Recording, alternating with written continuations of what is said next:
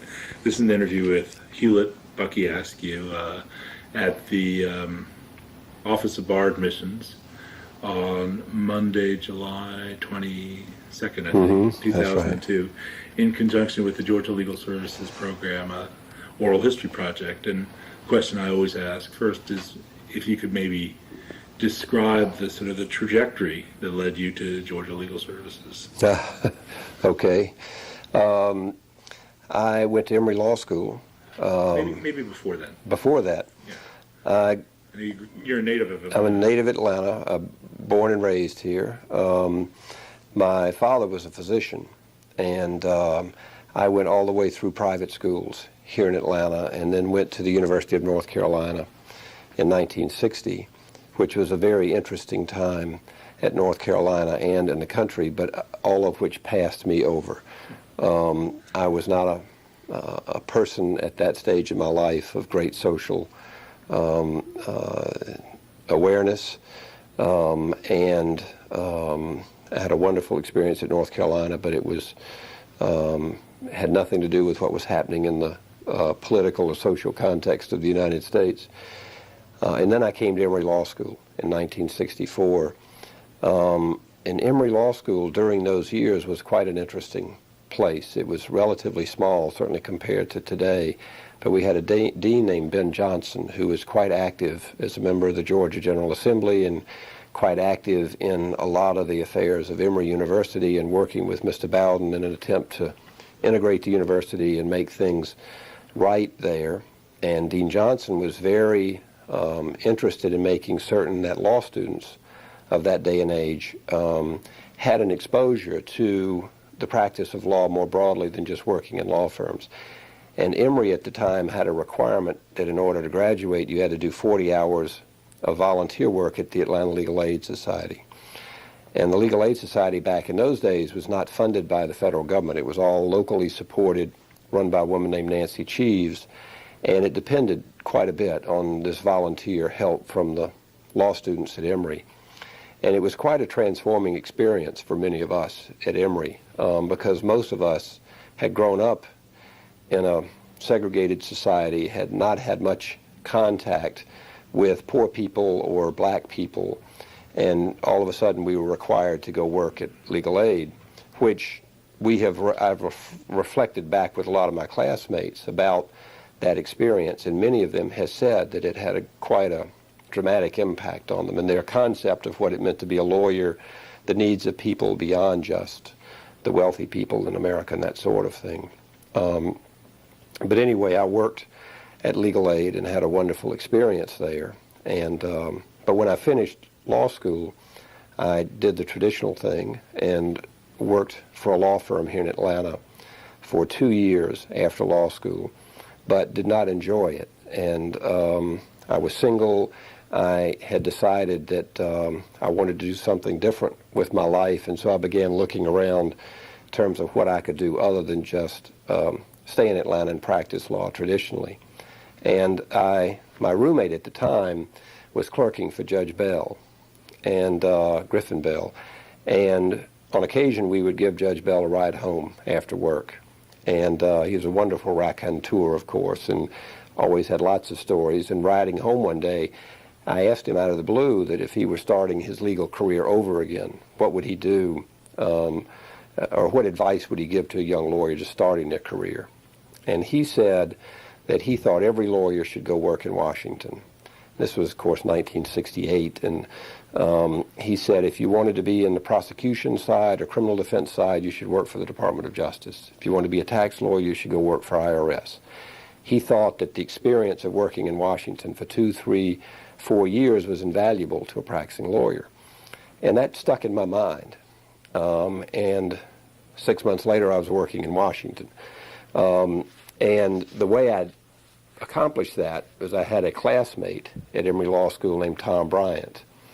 And he had gone through Emory Medical School, done his residency, and decided he didn't want to be a physician, and he came back to Emory to go to law school. So he was 7, 8, 9 years older than us, but he and I became fast friends during law school. And when he finished, he went to Washington through the sponsorship of Beau Follet Jones to work for the OEO Health Affairs Division.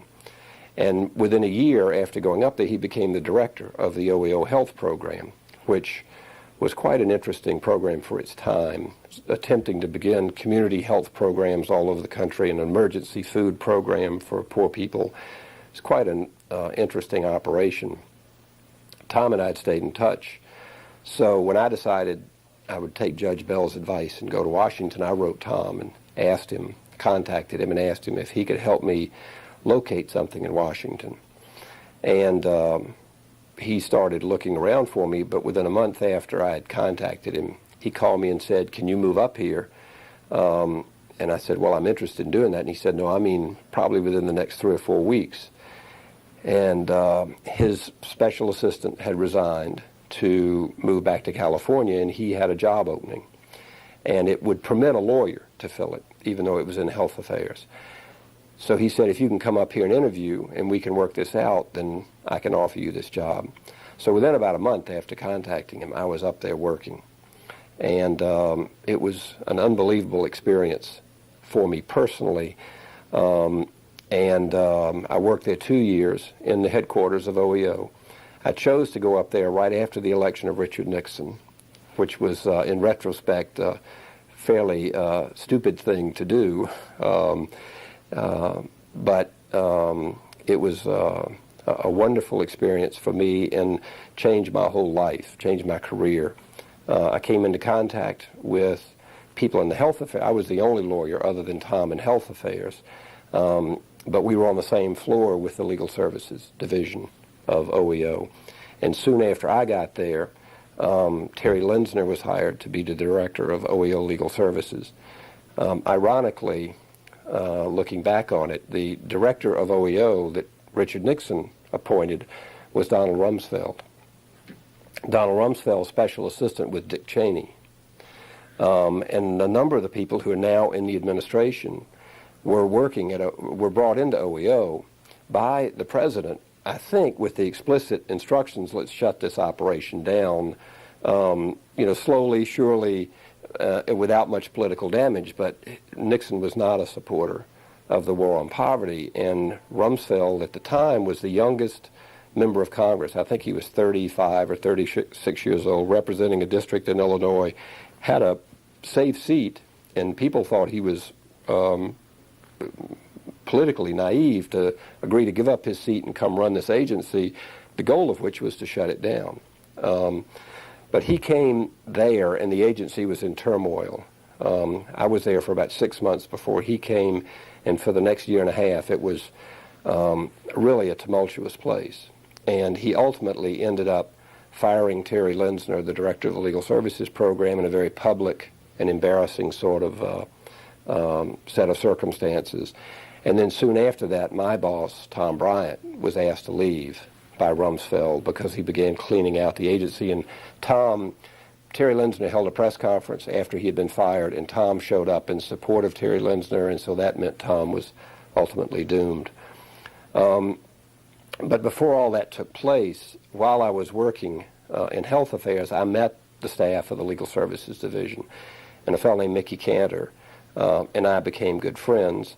And one day Mickey said there was going to be a fellow up there from Georgia visiting, and he wanted me to meet him, and his name was Dan Bradley. And Dan was the regional director for legal services in Atlanta for the southern region of OEO. And Dan and I met for the first time. This was probably 1969. And he told me at that time, he asked me if I knew Bill Ide, and I told him I didn't. And Bill had been a clerk for Judge Griffin Bell and was now with King and Spalding in Atlanta. And he said Bill was working on trying to set up a legal services program in Georgia, and Dan was working with him to try and pull this off. And Dan was in and out of Washington quite a bit during those years, and when he would come into town, I would see him. And on one of his visits, he approached me and asked me if I would be interested in moving back to Atlanta and becoming his deputy director in the regional office for OEO in Atlanta, that he needed a deputy director, that the Nixon administration had put in place a clearance process for the hiring, particularly of lawyers, but almost for any body to come to work for the government. And that if you fell below a certain grade level or above a certain grade level, you had to get political clearance for these jobs. And he was having trouble hiring anybody because the people he would pick never could get cleared by the administration. And I was already on board. I was already working for OEO. So me transferring would be a simple matter, supposedly, as opposed to him bringing in somebody for the outside. So he said, this is a perfect deal. You get to come back to Atlanta. You've been working for OEO. You know the routine. I don't have to go through this political clearance process. And so I said, well, I'll think about that. And ultimately, I decided I was ready to move home and that was a good way for me to come back and do what I really wanted to do. So I agreed. So then, lo and behold, he said, you have to go up for an interview on the Hill. Fletcher Thompson, who was a congressman from Atlanta at the time, had political clearance over appointees apparently in Atlanta, and I had to go up and meet with Fletcher Thompson's AA for an interview. I'll never forget this because it was quite a remarkable experience. And we went up and talked, and he was very comfortable with me because of my background. I'd grown up in Atlanta. I'd gone to private schools. I looked fine. We didn't have a beard. Everything looked fine. And about halfway through the interview, he looked at me and said, "You're not a communist, are you?" And I said, "No, why would you ask?" He said, "Well, you work for OEO, and there's a lot of communist influence at OEO." And I said, "No, sir, I'm not a communist. I'm an Episcopalian from Atlanta." And I got cleared. So I moved back to Atlanta and went to work for Dan in the regional office of OEO in Atlanta in 1971. And so I stayed for OEO in Washington from 69 to 71. And right after I moved to Atlanta, Terry Lenzner got fired. And soon after that, Tom Bryant was fired. So if I had stayed in Washington, I'm not sure what would have happened because I would have been out the door with all of them, and I don't know how all this would have worked out. But it was my whole life has been a series of these sort of interesting things, and that happened to me probably right at the very right time for me personally, but also in terms of what I was doing. It was the right time, because if I had stayed around Washington when all that fell apart, I don't know where things would have taken me. So funny how that works sometimes. It is funny. So anyway, I came back. I was the deputy regional director in Atlanta from 71 to 75. When the Legal Services Corporation was founded and started in 75, I was actually offered the job as the regional director in San Francisco because Dan and I were together in Atlanta, and they had regional offices they needed to staff because they weren't hiring all of the staff of OEO, and the transition team said, we're going to split the two of you up, and Bucky, would you go to San Francisco and Dan will stay in Atlanta? And I had just gotten married. Dan, of course, was single. I said, I'm not sure I can move to San Francisco. I don't think I can do this. And Dan said, don't worry. I'll suggest to him that I'll go to San Francisco and you stay in Atlanta. So that's the deal that was made. He went to San Francisco, and I was promoted to be the regional director in Atlanta. And stayed as a regional director in Atlanta from 75 to 78, at which time I went to Washington in the headquarters of the Legal Services Corporation, where I was the deputy director of the Office of Field Services, the field division of the corporation, from 78 until about 82, and I was the director of that division for about 6 months under the Reagan administration's board, and then ultimately left in early 1983 when that board hired its first president, a fellow named Donald Bogard, with whom I had nothing in common, and we ultimately agreed that I would leave, and I left at 83 and went to work for the National Legal Aid and Defender Association and became the civil director there, where I stayed until 1990, and then I came back here to Atlanta to be the director of the professionalism program in Georgia and the Office of Bar Admissions, where I've been ever since. And then in 94, President Clinton appointed me to the board of the Legal Services Corporation, which I have now served on almost 9 years, waiting to be replaced. Nominees are now finally being put forward, and ultimately I think I'll go off the board probably by the end of this year after a 9-year term. So I've been really directly connected with legal service. I was in legal services for 22 years, and then I was out for about 3 years, and then I got put on the board, so I came back in. So almost my entire career since I left law school has been connected to legal services. Let's go back, and then We're in good shape, whatever you like. okay, I want to go back first, and you were at Emory when some of the first black law students were there, Yes. right? Is that Marvin Arrington? Marvin Arrington and Clarence Cooper were classmates of mine at Emory. They came the second year we were there. Dean Johnson essentially recruited them to transfer from Howard to Emory after their first year. It's a wonderful story if you want me to tell. Marvin finished his first year at Howard, and he came out to Emory Law School in the very beginning of the summer to try and get some information about a project he was doing, not about law school or transferring or anything. And he was standing in the lobby of the law school looking at the bulletin board. And Dean Johnson came out of his office and saw him and went up and spoke to him and asked him who he was and what he was doing. And Marvin told him that he was a first-year Howard law student, native of Atlanta, and he was out at the law school looking for some information. Dean Howard said, "Come into my office." 3 hours later, he offered him a scholarship to Emory Law School and asked him to transfer.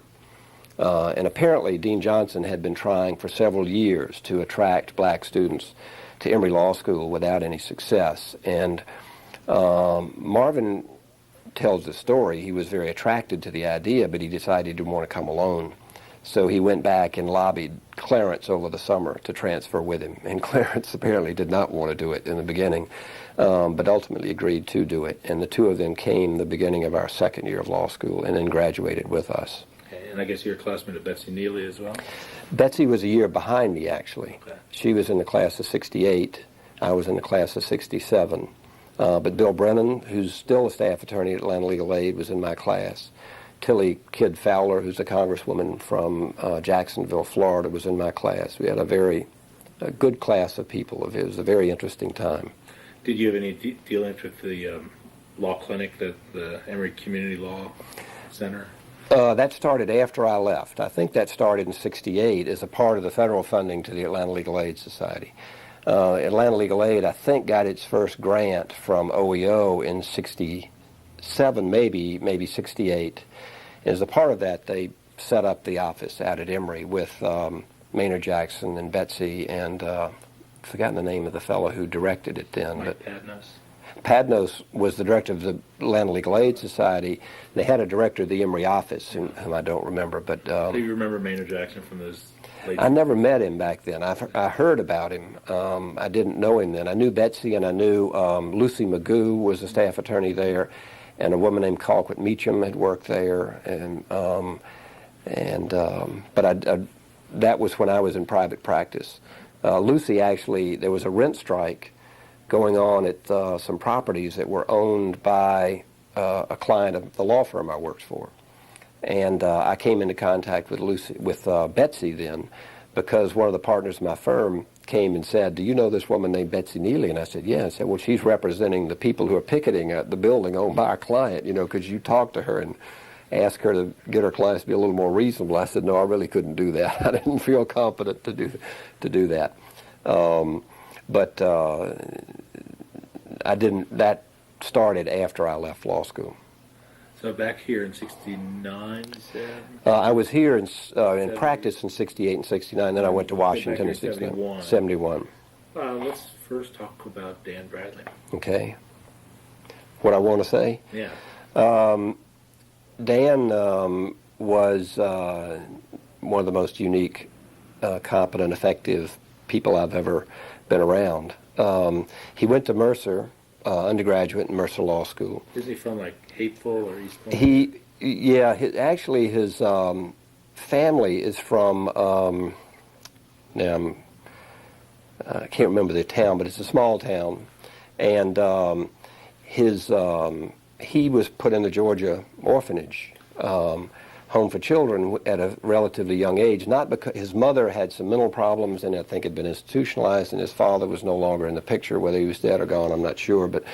And Dan ended up spending a good bit of time in the Georgia home for children.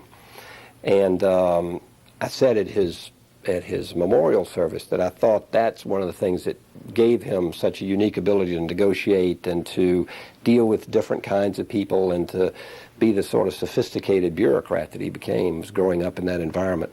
But he ended up at Mercer And then he worked for Mercer for a couple of years. He was one of Joe Hendrick's boys at Mercer. I don't know if you know, but Joe is a wonderful man on the faculty at Mercer who apparently back in those days had several young people that he sort of took under his wing and who were his students. Tommy Day Wilcox, who's a judge in Macon now, was one of these young men. And Dan was one of Joe's contemporaries or mentees at the time. He worked at Mercer for a couple of years and worked on the integration of Mercer University. And there's a book that's been written about that and the African students who came over. Mercer brought some African students over to go to school there, and they weren't allowed to attend church in Macon. And there was a big dispute about that. Dan was in the middle, of course, of all of that. And then he ended up going to Mercer Law School. When he finished Mercer Law School, a new program had been set up, and he was a year ahead of me. He finished in '66. The first year of the Reginald Heber Smith Community Fellow Lawyer Program, where 50 law students from around the United States were selected by OEO and given fellowships and sent for 6 weeks to the University of Pennsylvania for training and then placed in legal services programs around the country with the specific objective that they were to be, quote, law reform lawyers. They were supposed to be taking on big cases, filing major litigation, really being on the cutting edge of work in these programs.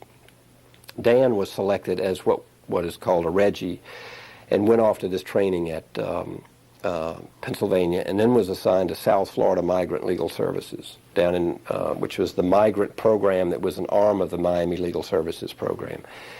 And he worked there for several years along with this fellow Mickey Cantor, who ended up in Washington, who ended up being the trade representative for Bill Clinton and Clinton's campaign manager and a very well-known lawyer. Dan and Mickey worked together there, and Mickey ended up going to Washington to work for OEO, and Dan came to Atlanta to be the regional director for OEO Legal Services.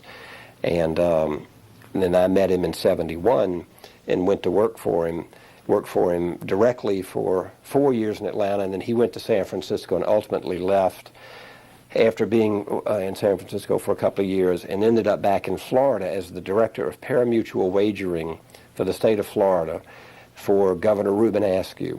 And I went and visited him down there. It was unbelievable. I mean, he was in charge of the racetracks, the dog tracks, and the high-lie regulation for the state of Florida. And it was astounding to watch. I went with him one day to Hialeah Racetrack, and the way he was treated there was unbelievable. I mean, because this was the man in charge. And, of course, he was beyond reproach. I mean, he was picked, I think, because he was so ethical, and they needed to clean up the industry, and he was involved in cleaning up the industry, particularly in terms of doping of horses was the big issue at the time. And he did that for several years. And then right about at the time he was looking to leave that, I was in Washington with the Legal Services Corporation. And Tom Ehrlich, who had been the first president, had left, and the corporation was in a presidential search. And I suggested that they ask Dan to come up and be the acting president while they were doing this search process, which he resisted doing. He didn't, at the time, we didn't know what was going on in his personal life, but he really didn't want to come back to Washington. But we all sort of imposed on him. He came back, and after many months of being the acting president, the board turned to him and said, will you be the president, which he did. And he was president probably from '79 to '82. And then in '82 he resigned publicly. It was after Reagan had been elected and the Reagan board was coming on. He resigned publicly, and in the New York Times announced that he was homosexual. He came out of the closet, and there was a big press around the fact he was the highest government-ranking official at the time to have done that. And then he went off and went into private practice and became very active with the Human Rights Campaign and then the AIDS issues. And then he contracted HIV and passed away in '88. But he was probably the most effective bureaucrat, and I say that in a very positive sense, the most effective bureaucrat I've ever been around. He really knew how to deal with people. One story I know is that there was a governor of North Carolina back in the '70s named Scott, who was a very conservative man. And back in those days, the governors had a veto over OEO grants. And we had a serious problem in a lot of southern states. John Bell Williams in Mississippi vetoed all the OEO grants. But this fellow named Scott was going to veto the grants to the three legal services programs in North Carolina for some lawsuit that had been brought. And Dan went over to visit him and went into his office. 3 hours later came out and the governor signed the grants. And one of the directors asked Dan what had happened, and he said, well, we ended up talking on a very human level. Dan was very Southern and very attractive, conversational fellow. And he said, I ultimately told the governor, he said, I don't think you want your grandchildren to remember you as the person that did away with legal aid for poor people. And he ultimately persuaded the governor to sign those grants. And that was, he could deal with people all across the political spectrum in that way. Okay, we're rolling again. Okay. I think you were saying. Well, he taught me.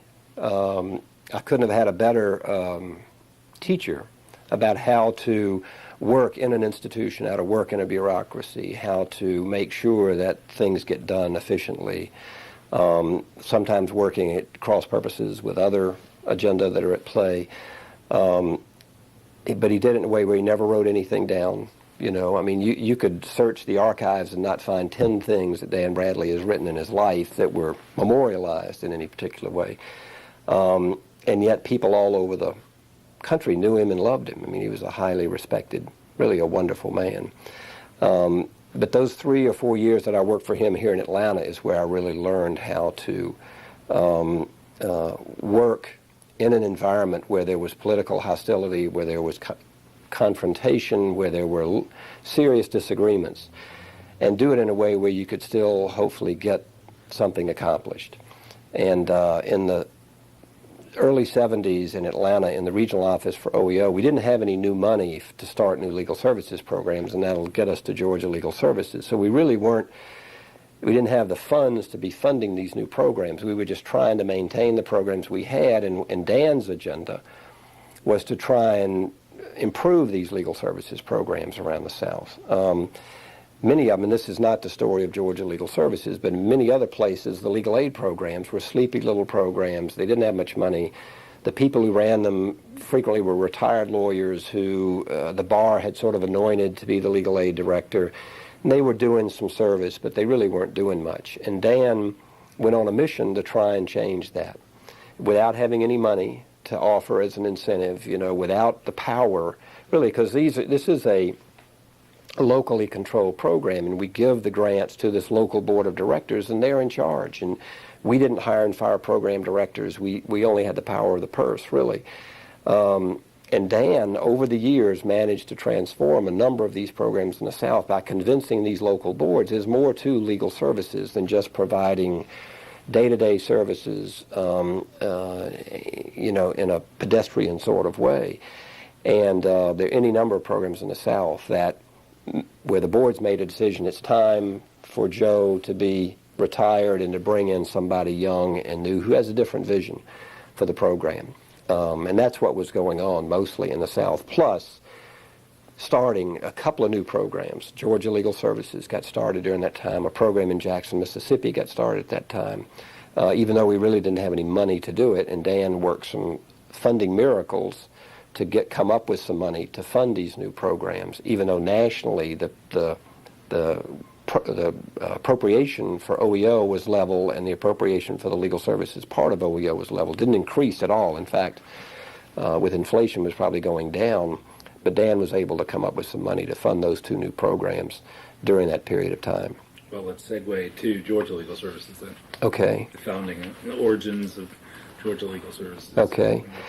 Well, in terms of my role, I wasn't here in 69 and 70 when Georgia Indigent Legal Services was being set up. I heard about it from the outside, and I certainly knew some of the actors because Bill Ide and Phil Heiner and Ben Shapiro, people who were involved in it, had been contemporaries of mine. When I was in Atlanta in 67 and 68, there was a Saturday lawyers program in Atlanta Legal Aid, and Bill Ide and I and Phil Heiner were three of the people who were actively involved in the Saturday lawyers program. And so I knew some of the actors from afar, and of course Betsy, who had been in law school with me. So I knew that they were working to set up this program. The lawyers program, I gather, is fairly important in kind of showing a model. It was very important. Right.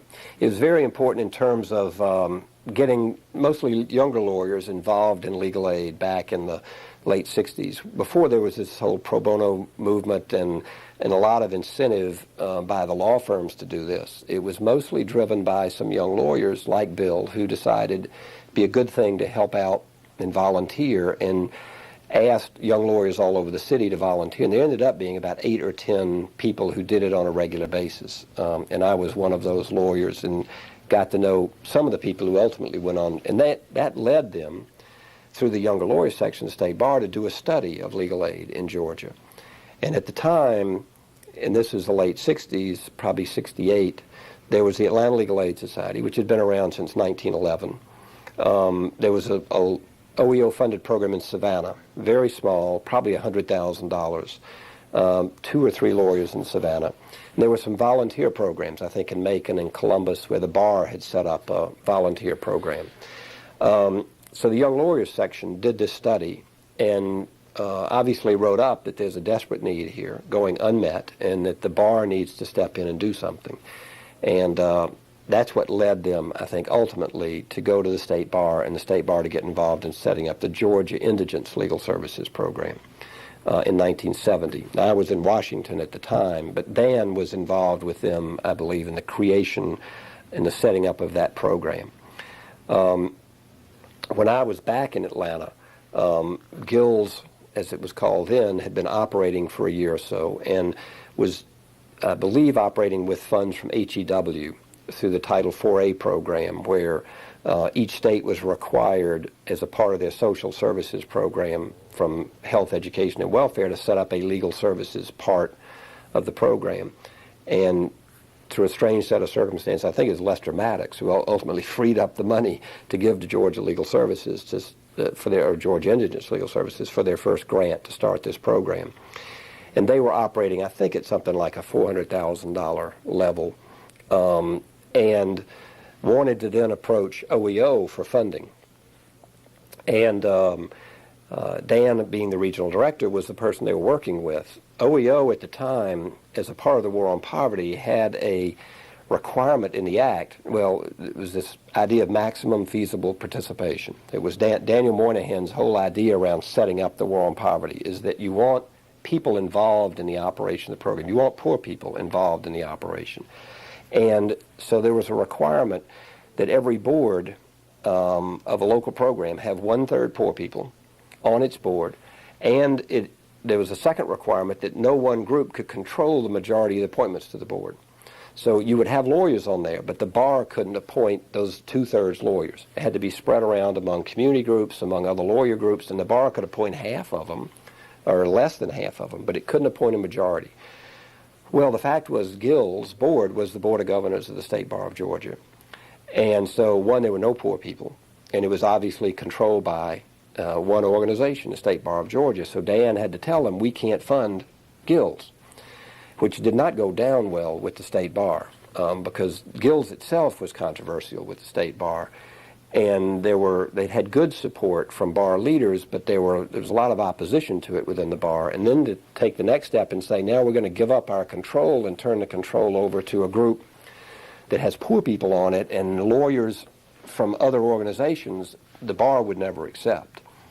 So the decision ultimately was made to fund it. They set up, Bill and others with the young lawyers set up a separate organization called Georgia Legal Services, which met the OEO requirements, had the 1/3 poor representation, had lawyers appointed from various groups, and it was set up specifically to apply for a OEO grant.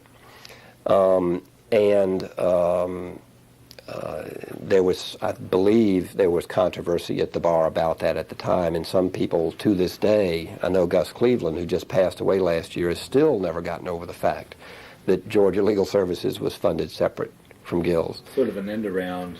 Felt it was an end around and not appropriate, and that the bar should control the program. And these were people who had operated in good faith. I mean, I'm not saying they had any motivation here other than the fact that they had worked against great odds to set up this entity, and they wanted it to be the entity for the future. And here the federal government was telling them, we're not going to give you any money because of your structure.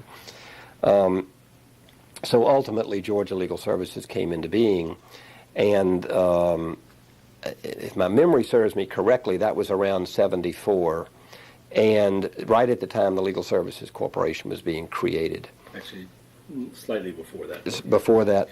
And there were questions around the transition between OEO and the Legal Services Corporation. Richard Nixon had vetoed two versions of the Legal Services Corporation Act.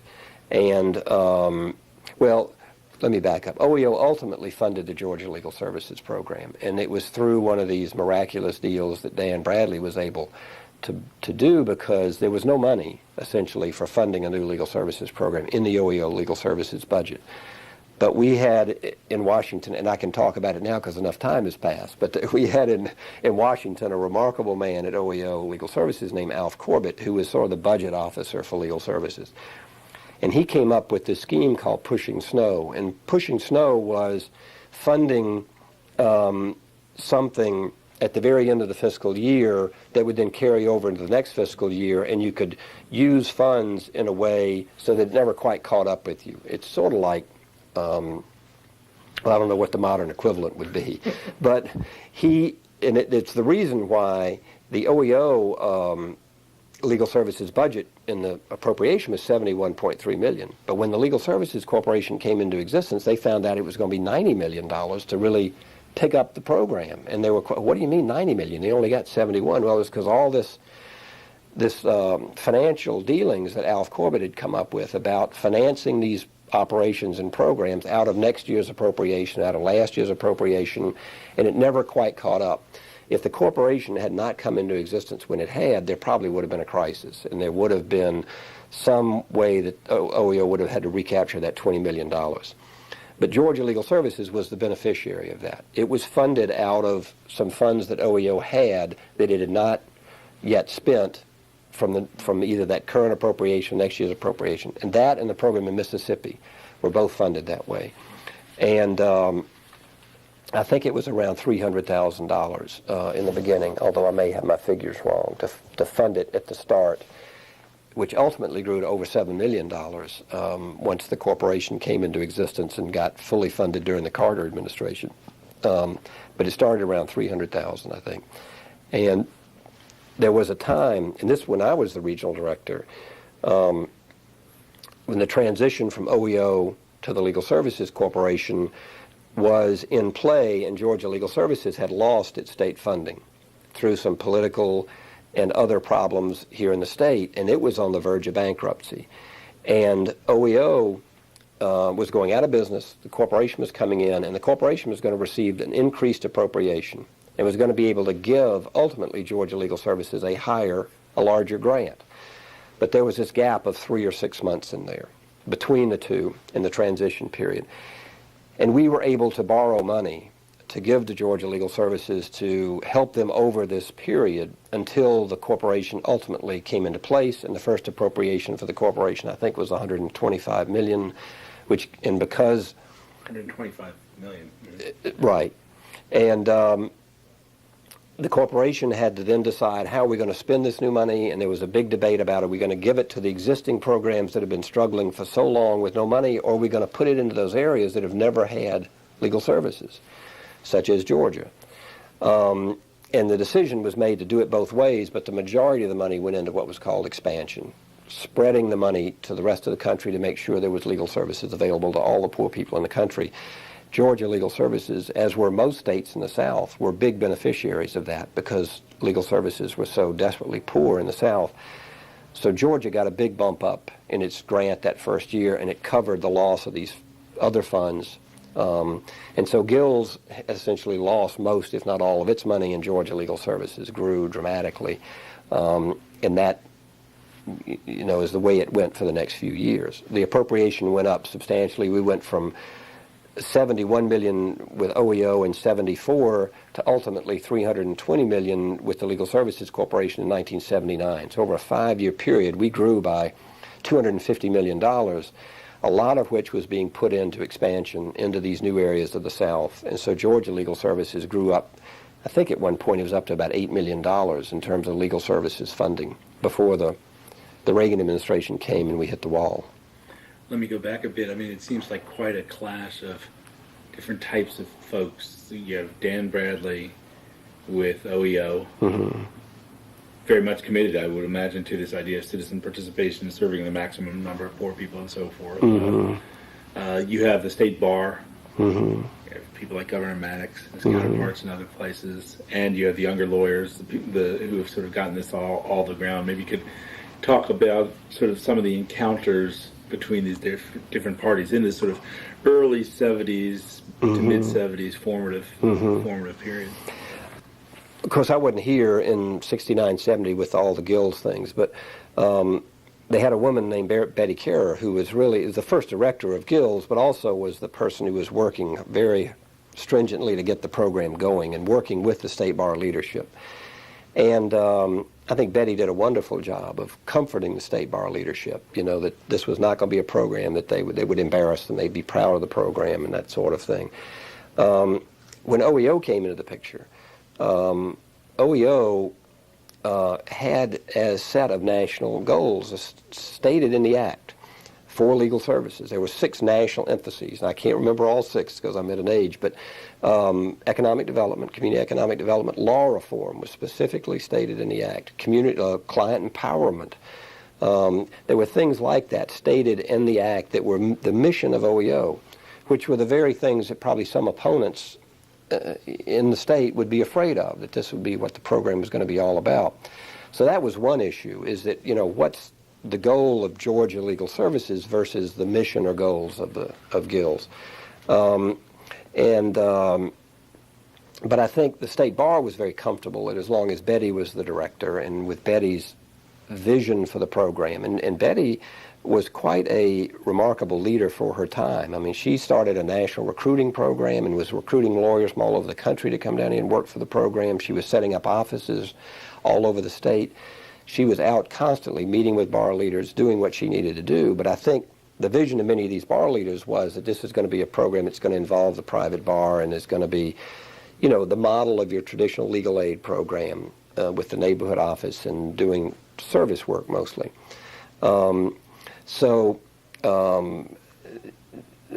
When Betty decided to leave, and you may have to help me here with the years, but I think it was around 73, maybe 74, the second director of the Georgia Legal Services Program was a fellow named Greg DeLaire from Seattle, who'd been the director of the Seattle Legal Services Program, which ultimately became Evergreen Legal Services, and was then and is still today one of the finest legal services programs in the country.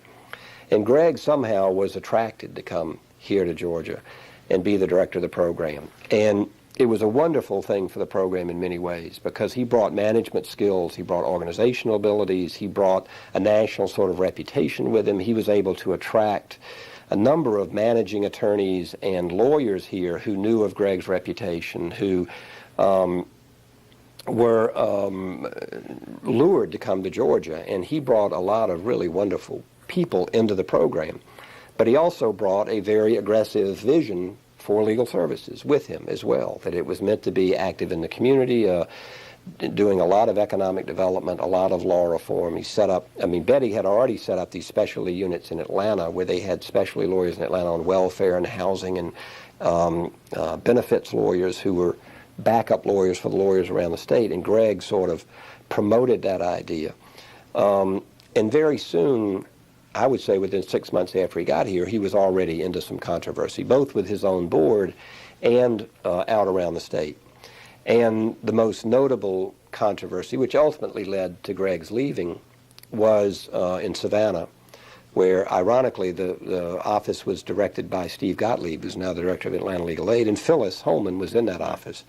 A lawsuit was brought against, not brought against the program, but a motion was filed to enjoin the program from operating in Savannah and accused it of unauthorized practice of law. The theory of the lawsuit, I believe, was that it's a corporation practicing law, and that's in violation of the law of Georgia, and it's the unauthorized practice of law, and they're engaged in barratry and champerty and all kinds of things.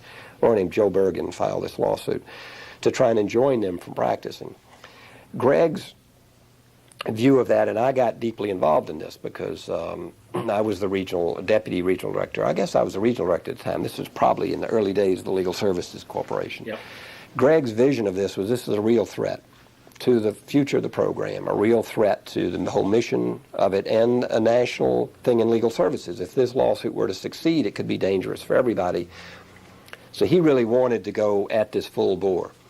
there were other members of his board and other people who viewed the best way to deal with this is to just get it taken care of, to settle it, to get the judge to dismiss it, to work as best we can to calm the waters and get this taken out of the way. And Greg ended up in conflict with some of his own board members, with some lawyers, and I know Bill Ide was involved trying to resolve this matter, and he went to Savannah a couple of times, I think, personally to try and meet with lawyers and resolve this in a amicable sort of way. And Greg, I think, was quite bothered by the fact that he viewed his board as willing to, quote, back off or to roll over on this as opposed to confront it very directly.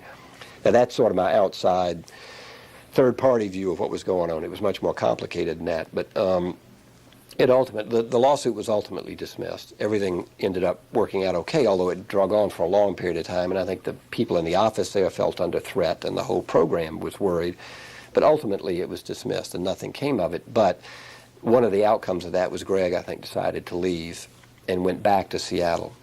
And that was too bad. I mean, he was really quite a charismatic leader and a dynamic leader, but the good side of it was John Cromartie, who had been with the program since Betty had been there as the director of litigation and deputy director, became the director of the program, and was the director of the program from there until, you tell me when, until the early 90s.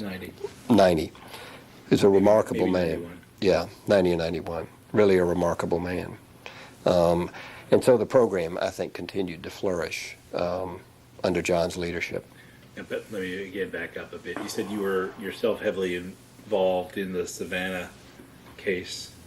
I was involved only to the extent that Greg wanted to pull me into it to help in the negotiations with his board. And I had to resist that because it really wasn't a funding issue. And Greg and I were personal friends.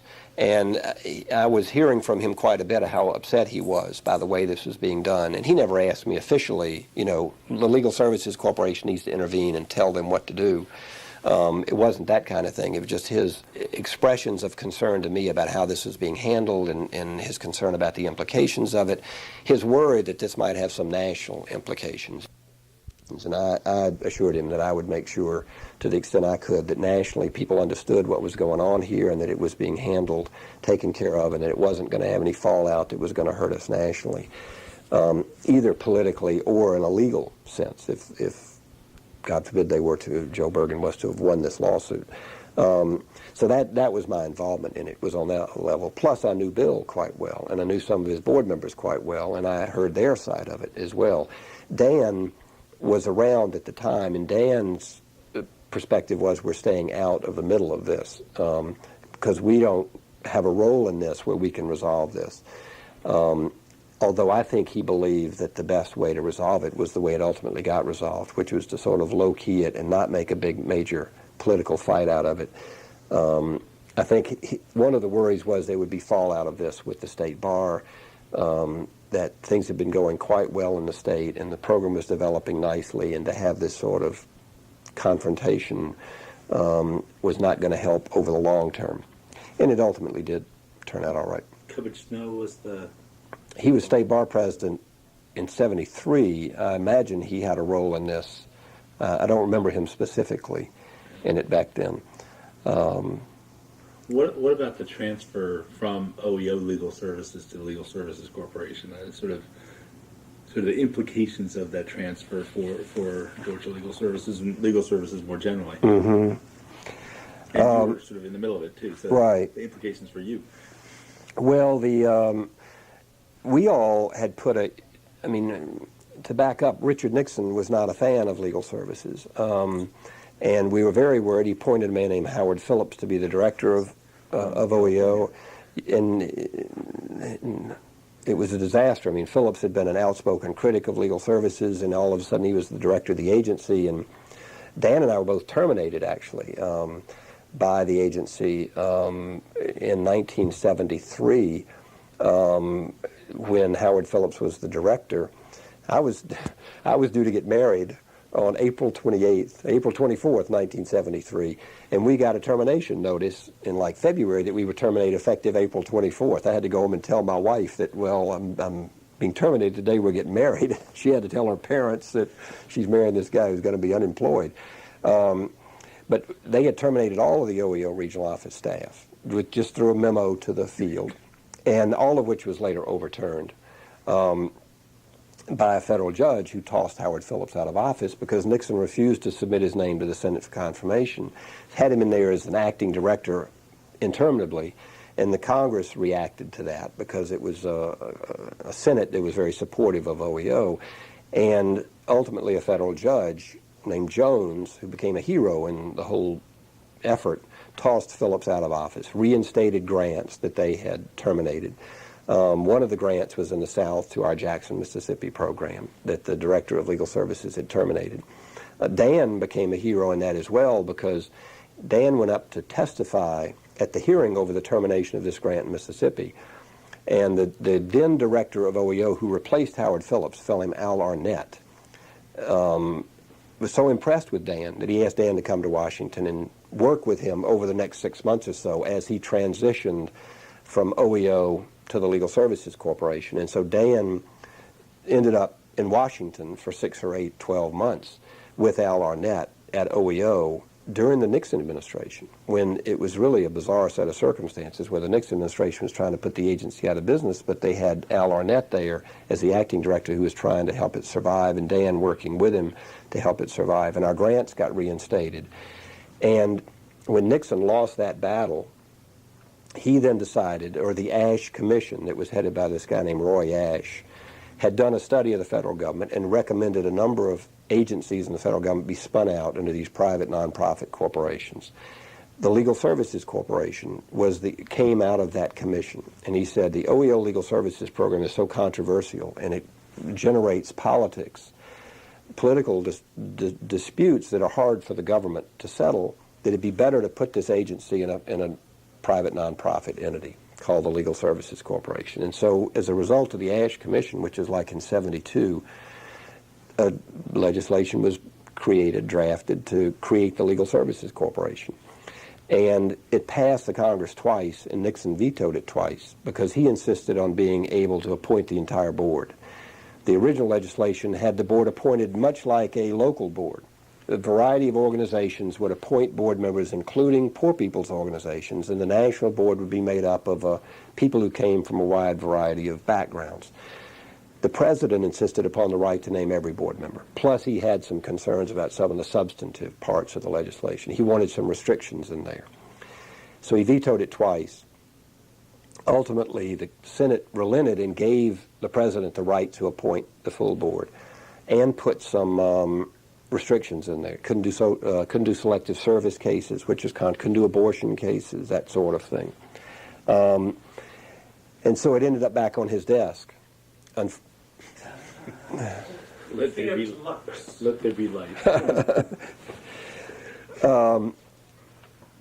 It ended up back before him during all the impeachment stuff in 74, if I'm getting my dates right. And there was great fear that he was going to resign or leave the presidency before he signed this legislation. And it was on his desk. And he signed it, I think, 9 days before he resigned. And Leonard Garment was the hero in that, apparently. He went to Nixon and got him to sign it, even though with everything that was going on and with his state of mind, we're not even sure he was compos mentis at the time he signed it, but he signed it. And if he hadn't signed it, everything would have been starting all over again. So Gerald Ford appointed the first board. Which was a decent board, a good board. But all the legal services programs in the country had gotten to a point where they really wanted this to happen. I mean, it had invested a lot in its future, saw it as the way to provide this security and hopefully increase in funding and growth. So everybody was caught up in that. And when it was ultimately signed, of course, there was a great celebration, but then it quickly became a wait a minute, what's going to happen from here, with grants and with transition. The first appropriation was back and forth, and depending on where that appropriation came out, programs like Georgia Legal Services were either going to get a little bit of money or a lot of money, and it ended up on the high side, so they got a lot of money.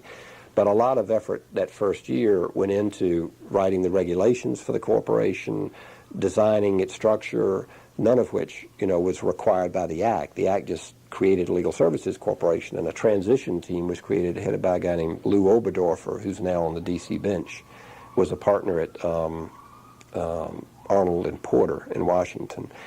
And Oberdorfer spent 6 months with David Tatel, who's now a federal judge, in Washington, doing a transition. And they interviewed all the staff of OEO Legal Services and made determinations who would be hired by the corporation and who would not.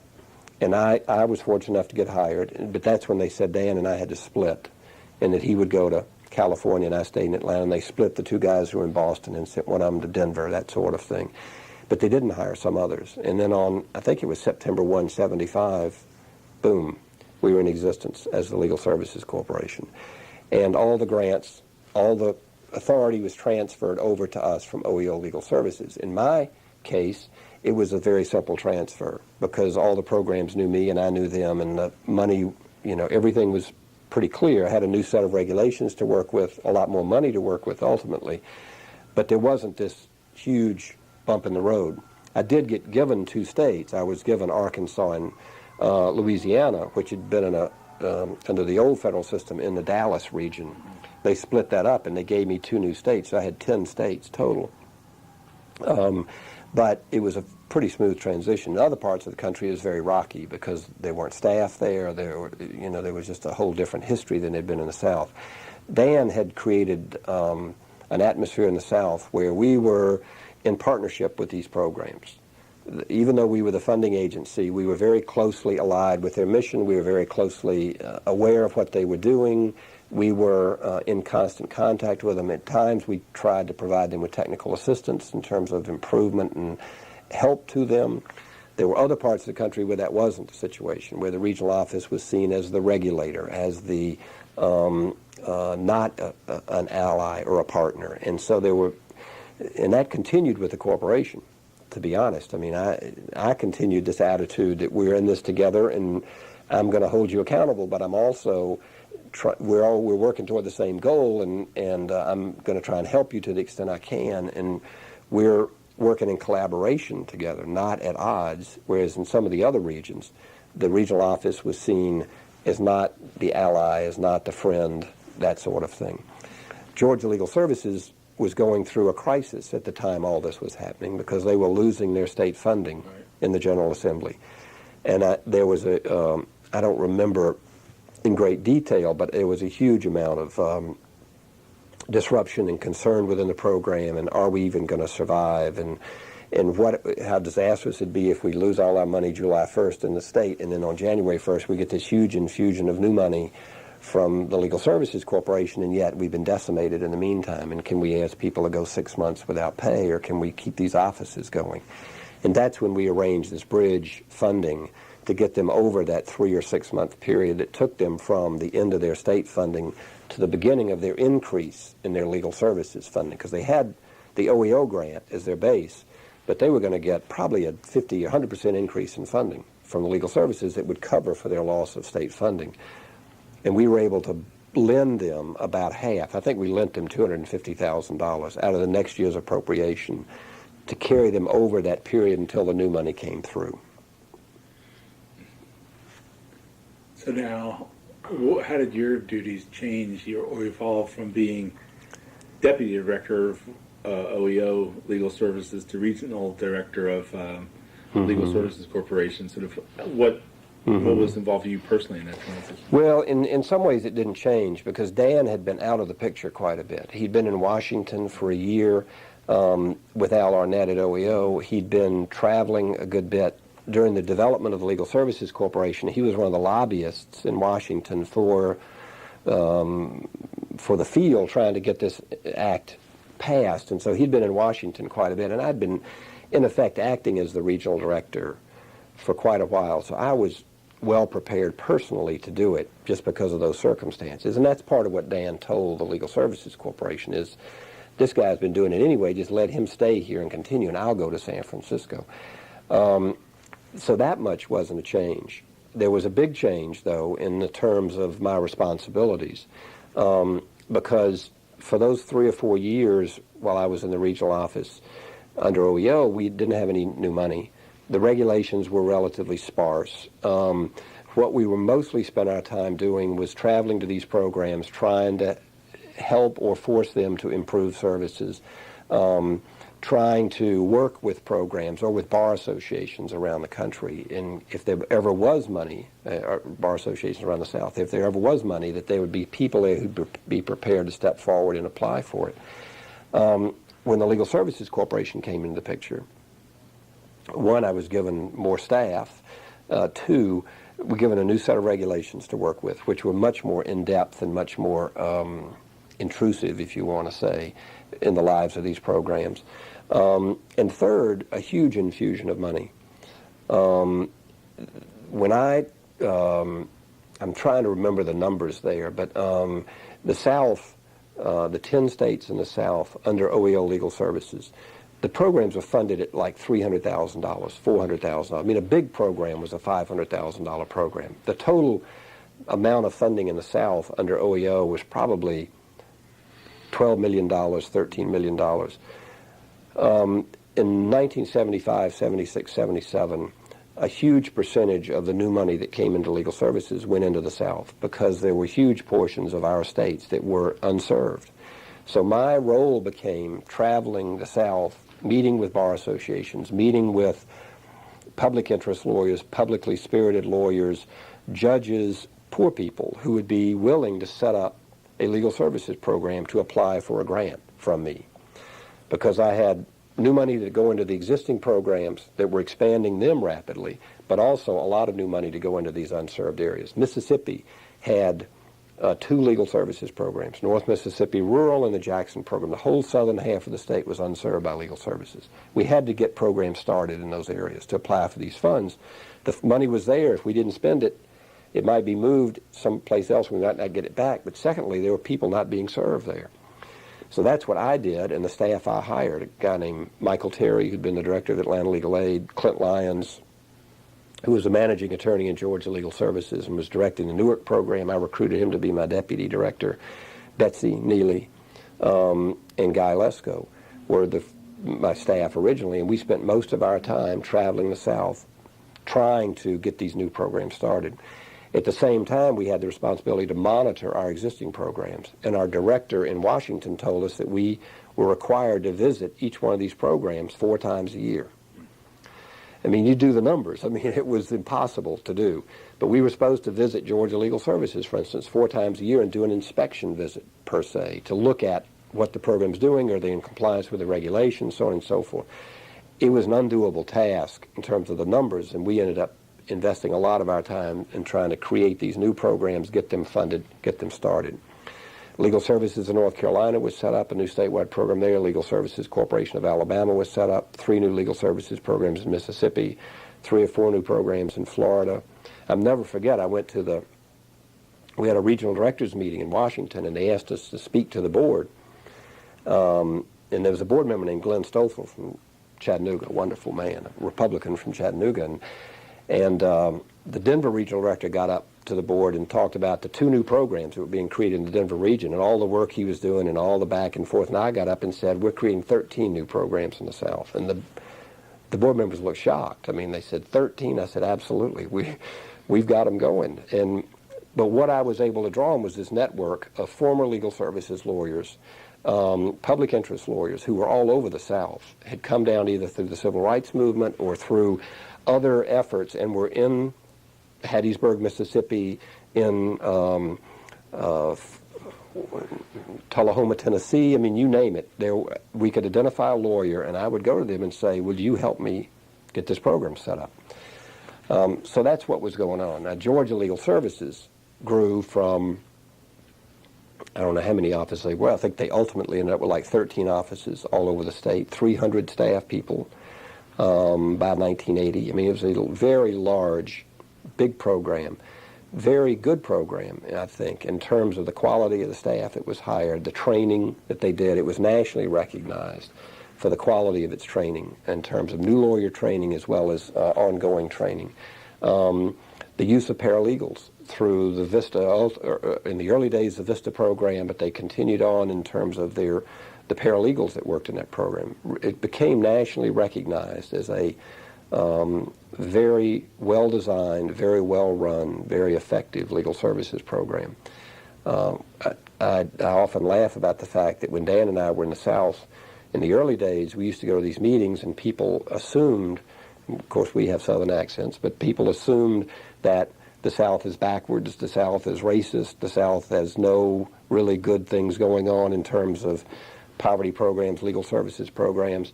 By the late 70s, it became recognized nationally that the South had some of the better programs nationally in the country, and Georgia Legal Services was one of those programs.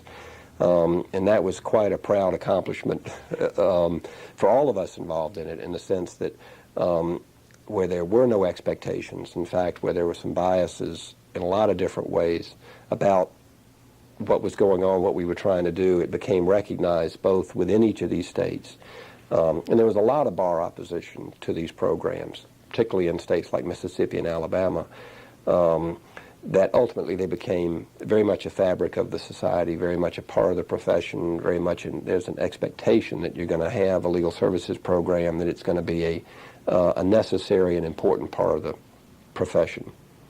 So that's a lot of what you were doing then, trying to do that kind of convincing. Trying to do that convincing. And I had some incredible experiences at some bar meetings where I would come in from Atlanta, and even being from Atlanta, I was seen as the outsider, and trying to talk to these local bar meetings about the need for legal services, what a legal services program could be. We had the money, try and generate a core group of people who'd be willing to take the time. I couldn't do it from Atlanta. They had to take the time to develop a board, to set up the mechanism, to apply for the grant. And even though the grant application was fairly straightforward and simple, somebody had to take responsibility to do it. And in some of the places, I had some quite interesting debates. Well, there was a town in Kentucky, interestingly enough, where I was set up to go to the bar meeting there. I mean, there were no frequent flyer back in those days. If there was, I was flying literally 3 or 4 days a week all over the South. But I went to this local bar meeting in Kentucky, and I was the luncheon speaker, and I got up and gave my spiel about legal services. And there was a lawyer there who was connected to some national group where he had gathered all this data about every outrageous story you've ever heard about legal services. And this was from the Howard Phillips sort of side of the Republican Party, I guess. Well, he stood up and just attacked me and started telling stories about, the Black English lawsuit in Detroit, or the whatever, you name it, most of which were not true, but nevertheless they were in the lore of legal services. And essentially said that we don't need that in our community. We take care of our poor people here. That was the standard thing you've heard, is that there are no poor people here who need legal services, and if there are, we'll take care of them. And just laid me out in front of this group. And there was really no response I could give him other than to say that most of those stories aren't true, but besides that fact, what I'm asking you to do is set up your own local board. I mean, the bar will appoint members to this board of directors. If you don't want those kind of things happening in your community, then you better get involved, because I'm telling you, we're going to fund a program here. And if you don't want it in Owensboro, Kentucky, which is where I was, then people from Lexington are going to open an office in Owensboro, and it's going to be run out of Lexington. And I'd advise you to set up one locally here. And they ultimately did, because there were some public-spirited lawyers there. I had a great experience in Fort Worth, Texas, where they made me go to Fort Worth because the regional director wasn't available, and I went over there and met with the bar, where I went through the same sort of experience. But I was there, and an ACLU lawyer was there, and he was outraged because the lawyers were all saying, we don't need it here, there are no poor people here. And one lawyer said, if any poor person shows up in my office, we'll serve them. So I left, and he called me the next day, and the next day 3 women went to this guy's office and asked for legal services and sat in his waiting room. And said they were there to be served because they had been told that Mr. Jones would represent them if they needed legal services. And he was horrified, of course, that this was happening. But that was fairly commonplace around the South. But the other part of the South was that there were really some wonderful people, both in the bar and in the community, who were dying to get a program like this started. And all they needed was a green light, essentially. And some encouragement from me and some instruction from me about what you need to do, what kind of board you need, how you go about doing this, how how the application is to be filled out, what the deadlines are, that sort of thing. Any names come to mind as you're thinking about wonderful people and organizations? Harry Bowie in Clarksdale, Mississippi. I don't know if you know Harry and his history in the civil rights movement, but actually we had a little program in Clarksdale that was not a very good OEO-funded program, and Harry was a pharmacist in Clarksdale who had been very, this is Dr. Aaron Henry, I'm sorry, Harry Bowie was in South Mississippi. Sure. This is Aaron Henry. Mm-hmm. Aaron Henry helped me in Clarksdale get a board set up there that would be representative of the community, because we had a board of the OEO, little OEO-funded program there that was not representative of the community, and the program wasn't doing anything. And when the new money came, Clarksdale's a very poor area, had lots of new money for that area of Mississippi. And so I worked with Dr. Henry and asked Dr. Henry if he would take responsibility for identifying some lawyers, identifying some community members, some leaders in the community to help set up a board to get the program going there. And he did. The same thing was true in southwest Mississippi with a fellow named Harry Bowie, who was a civil rights leader from the 60s in southwest Mississippi. He actually took responsibility through the OEO CAP agency in that part of the state to set up the board there, because the bar was not cooperative. But they could always find a few lawyers who would serve not as appointees of the bar, but out of their own sense of public responsibility. Trying to remember some of the other cities that I went to. Mississippi is always my favorite. I spent a lot of time in Mississippi over the years. But Martha Bergmark, who now is up in Washington with the National Legal Aid and Defender Association, set up the program. She had worked as a staff attorney in the Jackson office. She had gone to Oberlin and gone to Michigan Law School, where she met her husband, and the two of them got married and decided to go back to Mississippi and do public interest work. She went to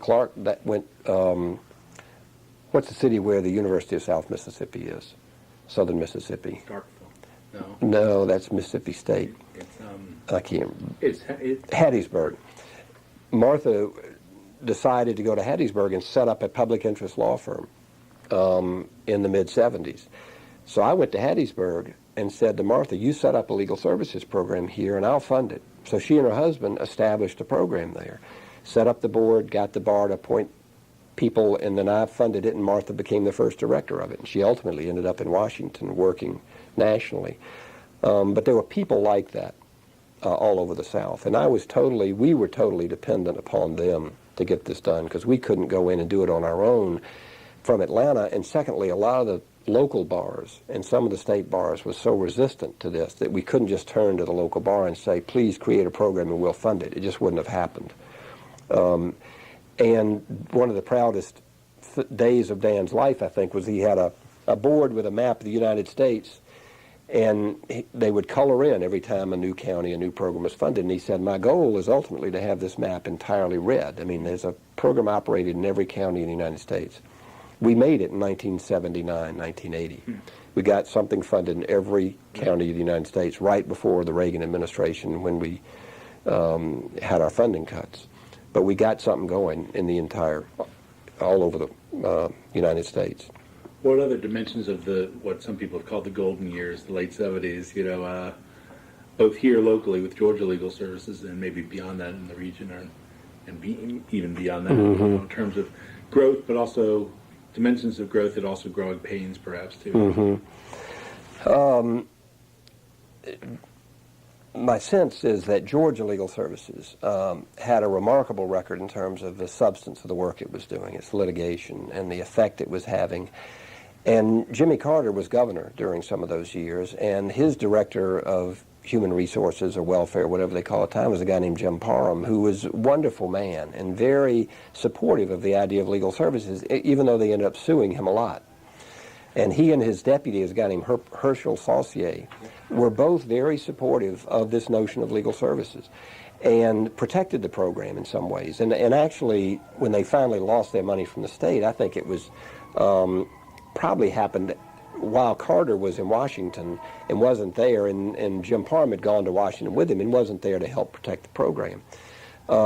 But they had a lot of substantive victories here during that period of time, and they set up a statewide clients council and funded it out of their own funds, which I think was the only place in the country where that was done, and gave it a good bit of authority, I think, and expected it to hold the program accountable, which is one of these notions of OEO, is that you're accountable to the client community, and there's supposed to be really maximum participation to the extent possible of the client community in goal setting, in review of your work, and accountability, and all sorts of mechanisms. And Georgia Legal Services took it seriously. Can you talk about some of the sort of the origins of these notions, the role of government, OEO, legal services in particular? Because, you know, from this day and age, from this vantage point, 2002, these notions seem kind of amazing. Yeah. You know, in the current political climate in which we so, you know, to what degree can you kind of talk about sort of the origins of these notions of not only the OEO but legal services for the poor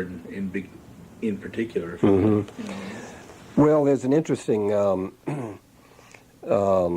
bit of history, I think, in that a lot of people's perception about legal aid is that it grew out of the legal aid movement in the United States, which started in the 1880s with the representation of German immigrants who came into the United States and had problems, and in New York City particularly, lawyers got involved, and through that grew some programs that ultimately became legal aid programs, and they were community-based, serving the individual needs of a particular group of clients, and they weren't looking at the social fabric of the country necessarily, or at the broader problems these folks might have, but just simply, this person's not getting, not being treated fairly, got a problem with the landlord, that sort of thing.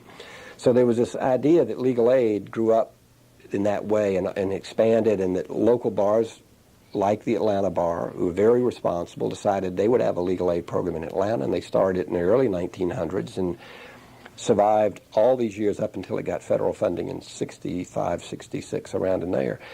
And that's the way legal aid got started in this country. There's a whole other way of looking at the legal services program, which is the way I look at it, which is it's really an outgrowth of the civil rights movement. And the model for legal aid was the model from the Legal Defense Fund of the NAACP, that you need to have an entity that can address the broader societal issues here and the problems being faced by the whole community, not just the problems being faced by the individual client. And you need to have a mix of both, but you've clearly got to have this aspect of addressing societal problems, legal issues that affect a broader community. And the Legal Defense Fund was the first model of that. And when the OEO Act was adopted, it didn't have a legal services component when it was first passed. It was added the second year in 65. The first act was passed in 64, and in 65 they added the legal services component to it. But it was based on these theories, as I understand it, from Daniel Patrick Moynihan about participation, maximum, they called it maximum feasible participation, which is the people who are being served have a right to speak about the service they're to receive, what needs they have. When you set goals, they should be the people who at least participate, if not establish what those goals should be. They will speak to what the needs are and how they should be addressed. And so OEO, from the beginning, through these CAP agencies, that was the first part of OEO, community action programs. And Atlanta had a big one and an excellent one back in those days, run by a guy named Bill Allison. They required that the community be actively involved in the planning and the running of the agency, which was a radical thought back in the 60s. And this is not being imposed from above. It's almost like block grants in a way, in the sense that you give the money to the community and you have certain requirements, but the community makes the decisions about how the money is going to be spent and allocated. And that was a prime notion in the legal services program when it was set up under OEO. There's going to be a minimum of 1/3 of poor people on every board, and they're selected from agencies, from organizations in the community, and they are there specifically to make decisions about the operation of this program. Also, at the time the OEO Act was amended to add legal services, they added these 6 national emphases, community economic development, law reform. They wanted to send a signal that this is about more than just serving the individual client with the individual problem.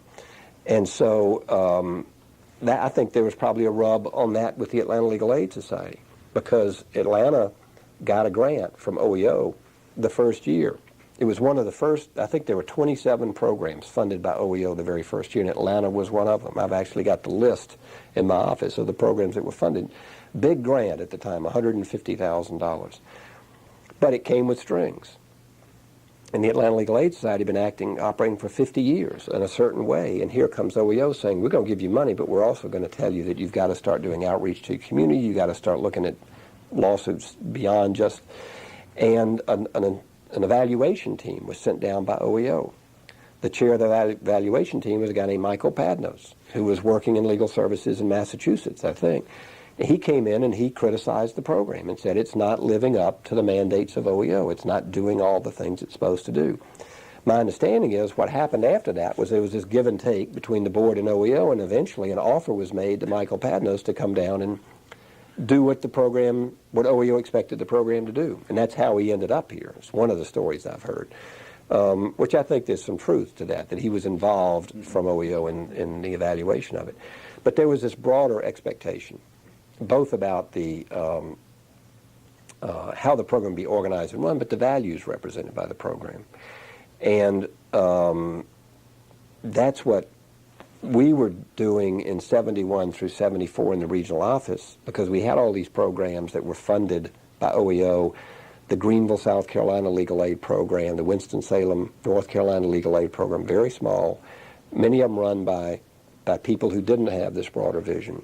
And part of Dan's role and what ultimately became my role was to try and work with the board and work with the staff there to understand this broader vision and to start implementing that broader vision, even though we didn't have money to incentivize, or whatever the current word is, to get them to do that.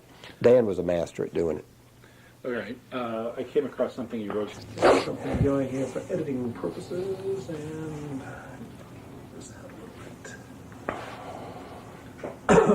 okie doke.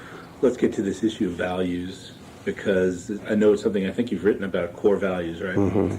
And maybe you could talk about, I think you already have, but maybe elaborate some more on not only core values, but how you transmit these core values, in your various capacities, in particular with legal services. Mm-hmm. Well, the core values I've written about are the core values of the profession, which ultimately I've come to talk about and write about, involve equal justice and equal access to justice.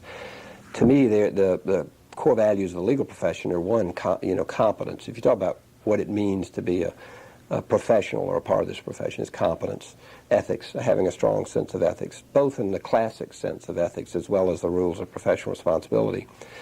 But third, and most importantly for every lawyer, is a commitment to public service, and not just having the commitment but acting upon it. And I've come to believe that this whole professionalism movement that I was so actively involved in, we got off on this whole issue of civility and treating each other well and making the practice of law a nicer, happier, warmer place, when really the issue of professionalism to me is about equal justice and making sure our profession's responsibility to make sure that every American has access to justice. And that without that access and without justice, then our promise to our citizens is hollow. And I think my whole experience in legal services convinced me that if poor people didn't have access to justice, there were dangers associated with that, but there was also, we were not living up to the promise that our country had made to those people. And I saw the legal services program and what we were trying to do as the fruition of that dream. And the thing that was most rewarding to me, particularly in the South during those years, was to watch what was happening with these programs and the growth of them and the quality of the services they were providing and the stories you were hearing back from clients. I think Georgia Legal Services, for one, has done a wonderful job of sort of capturing client stories and what the program has meant to them and how it not only solved problems but gave them, a lot of hope for the future. But watching how these programs improved in quality but also how it brought an understanding from the bar associations, from other lawyers, from the political structure of the state to the need for this. I mean, there was a time in the early 70s where legal services, you couldn't get anybody to stand up in a meeting and speak about the need for legal services, the importance of it, the value of it. I mean, it was a very difficult sell.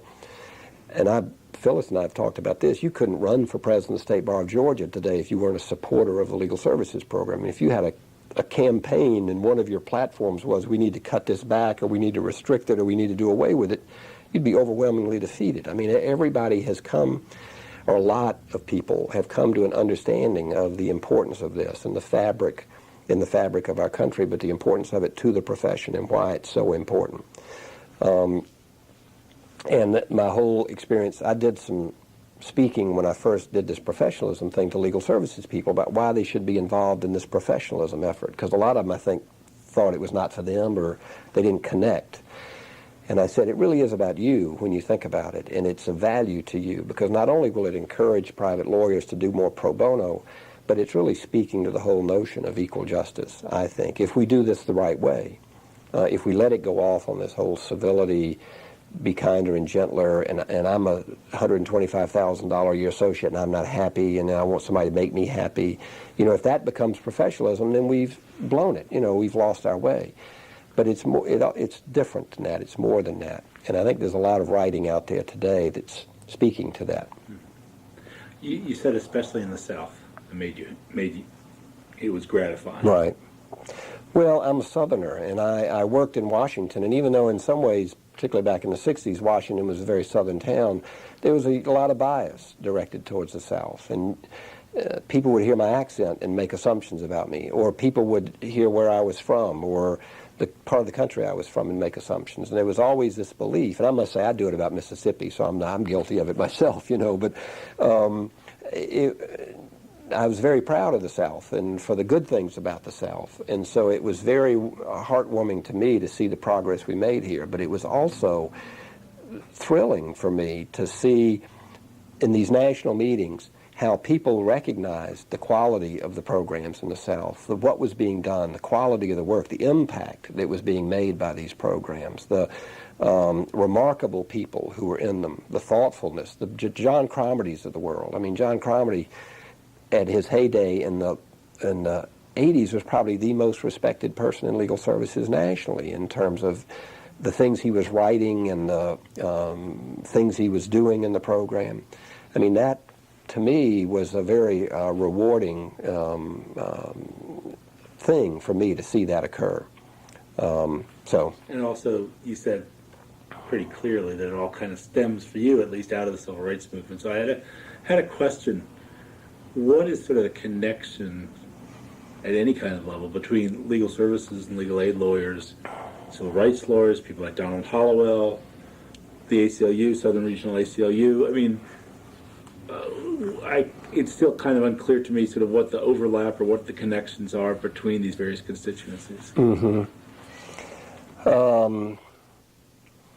Well, I think in terms of the constituencies, the overlap is one thing, but the goals or the mission or the values incorporated. Now, I mean, the ACLU is about the First Amendment and freedom of speech, and but things like voting rights. Voting rights, instance, right? Legal services or Georgia Legal Services Program is involved. Been very active in voting rights. Regional ACLU has been right. involved in voting rights. Right. Hollowell undoubtedly was involved in voting cases, you know, back to the 40s and 50s. Right. Well, you're right. I mean, a lot of the substantive work overlaps to the extent prison conditions, although we've been restricted, you know, from some of that work now. And Georgia Legal Services was very active in prison work until the restrictions came in.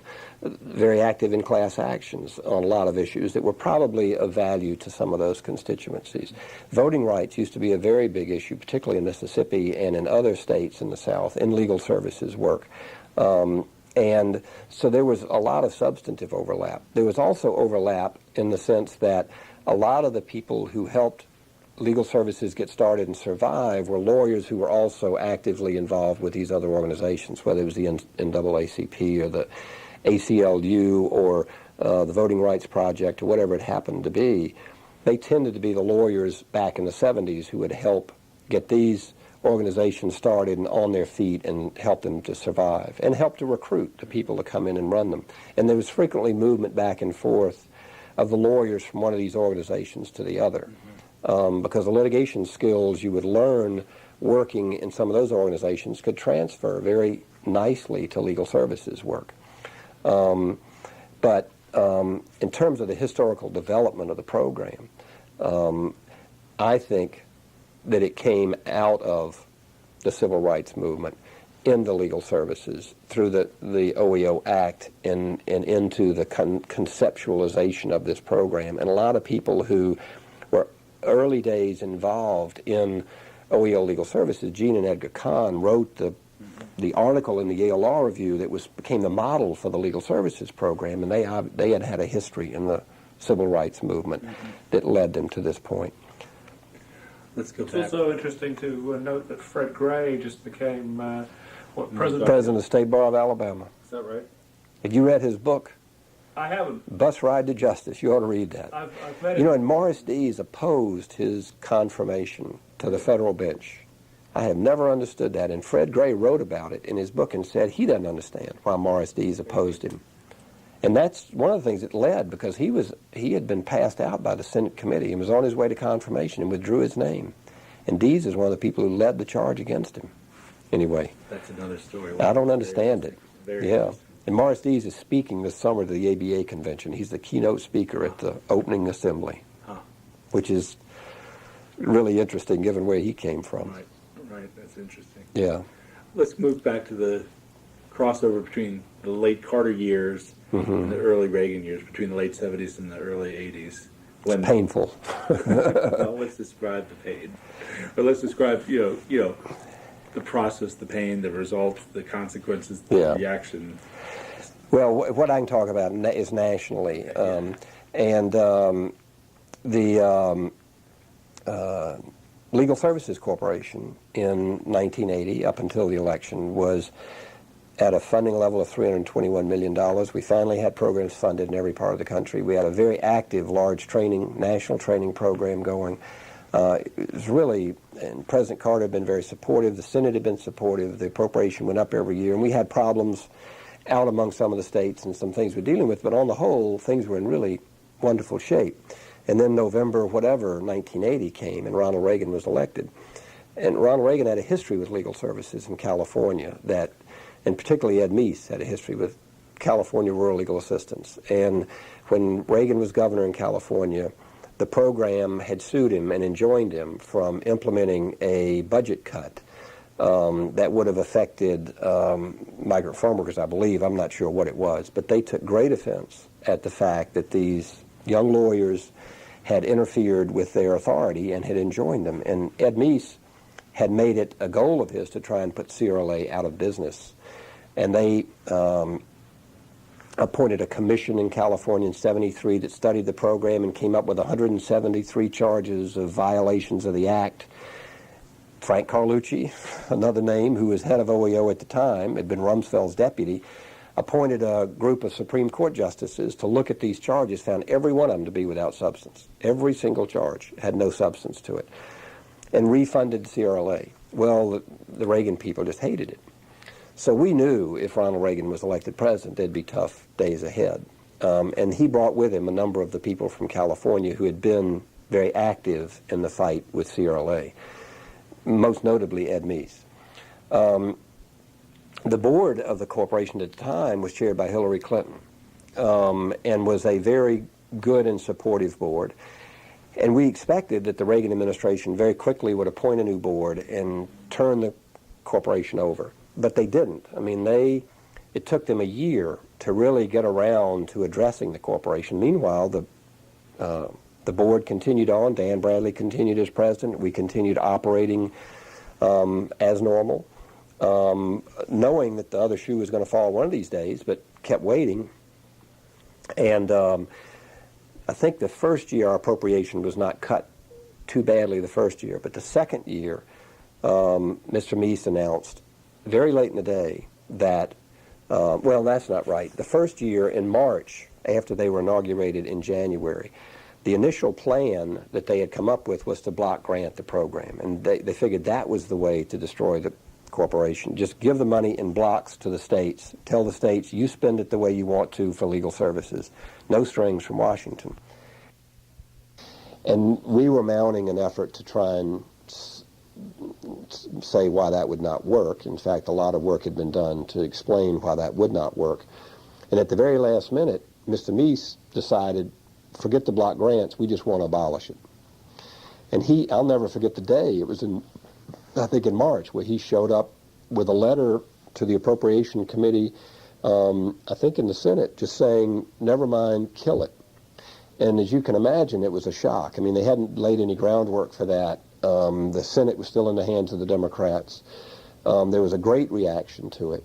And it sort of drew the battle lines very clearly, very early. And the ABA, of course, reacted very strongly to it. And all this momentum started to build to save the Legal Services Corporation. I'm not certain, looking back, that they might have succeeded with a block grant.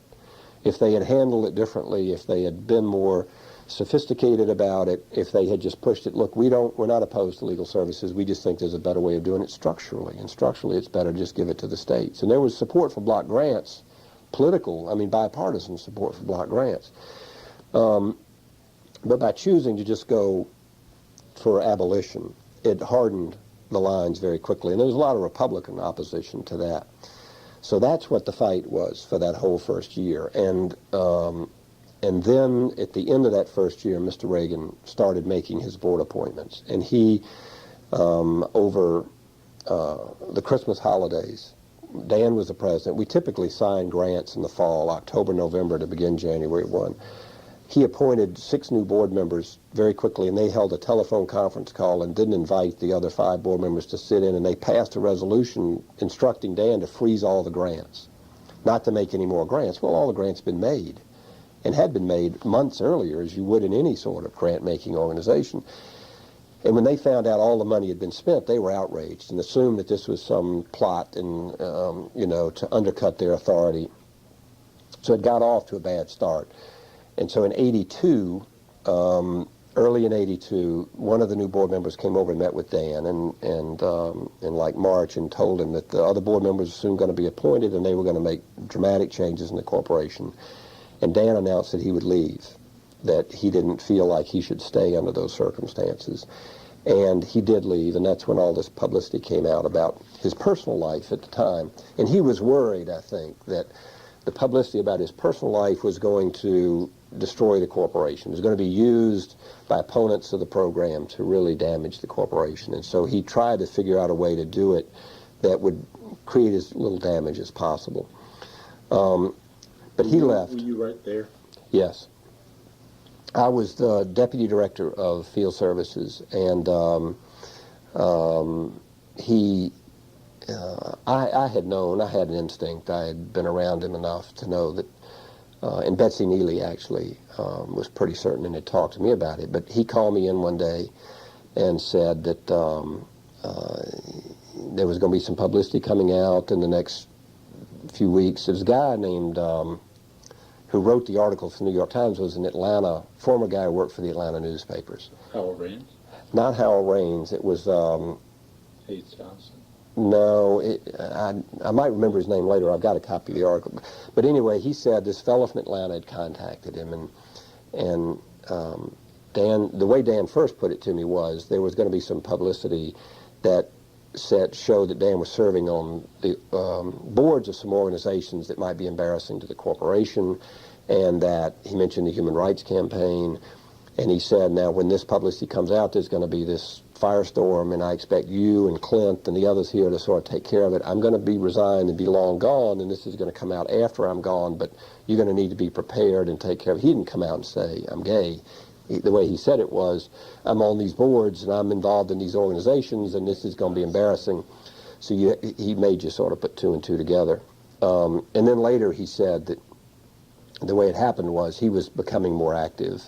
And this reporter called him and said, Dan, we know what's going on. And you can either control how this is disclosed or it's going to be disclosed, without your participation. And Dan said, after a while, I decided to cooperate. So he agreed to an interview with the guy, but the guy agreed to embargo it until the day after Dan resigned. And it literally came out in the New York Times the day after his resignation, and he was long gone. And there was a reaction to it, in a lot of different quarters, but we were prepared, and it really didn't create any serious problems for legal services. Over and above the serious problems you already... Over and above, yeah, Ronald Reagan, it's nothing better than to have an enemy, and it brought the community together, it brought everybody together in a really pretty unified sort of way, and Dan's personal issues didn't affect that really. And I think a lot of people had a lot of sympathy for what he had been going through and the problems it created for him. And the article that appeared in the New York Times was a very sympathetic article. The story was about a high government official, but the real story was about how difficult it was for him personally and all of that. So anyway, that happened, and the new board came in, and they were very difficult. Every one of them, with a couple of exceptions, there were 11 of them, and probably 8 to 9 of them were opponents of legal services. And the White House, there had been a transition team during the Reagan transition, and we had heard that they were making plans for the elimination of the corporation, and this board looked like the board to try and pull that off. It went through a terrible year of fights with him, and I stayed on the staff there all during '82, and I was actually the last senior staff person to leave in March of '83. Most people had, either by choice or not by choice, had left. And I stayed to try and get the grants out for 1983. And we had these things called backup centers at the time, the national support centers that were funded, 17 of them funded health, housing, welfare, economic development, youth, in all these substantive areas, migrant and Native American, that got grants directly from the Legal Services Corporation. They had become a real target for the right wing and for the Reagan administration. And so I wanted to try and stay and get them funded for 1983. And then when I left, all bets were off, and we'd see what happened. But we got them funded. We got the transition. The new board made a terrible tactical mistake. They hired a guy named Jerry Kaplan to be their interim president, and Jerry Kaplan ended up being very supportive of legal services and worked very closely with us during that year of 1982 to try and keep everything on track. And the board ended up asking him to leave because he wasn't doing what they wanted him to do. Actually, he was a law school professor and had to leave anyway, but they were very unhappy with him toward the end because he became a big supporter of the program while he was there. And so they went through a presidential search process the end of '82, and none of these board members ever got confirmed. They had confirmation hearings. They were very angry, recriminative hearings. It turns out the board had been getting consulting fees. Some of them had gotten as much as $35,000 as board members in consulting fees. It was very embarrassing. The administration pulled all their nominations back at the end of '82. But they spent a year disrupting the program during that year, and it was a difficult place to work, obviously, with the changes that were going on. And they ultimately ended up hiring a guy named Donald Bogart, who had worked in Indianapolis and had been a protege of the board chair, who was Dean William Harvey from the University of Indiana, Indianapolis Law School. And Bogart was in the AG's office, and they brought him in to be the president of the corporation, and he and I were like oil and water. He knew nothing about legal services and clearly saw his mandate as change agent, to come in and stop all this illegality and put all these things straight. And so by February of '83, I took my leave and left. But by then, all the grants for 1983 had been made. Even the backup centers had been refunded for another year.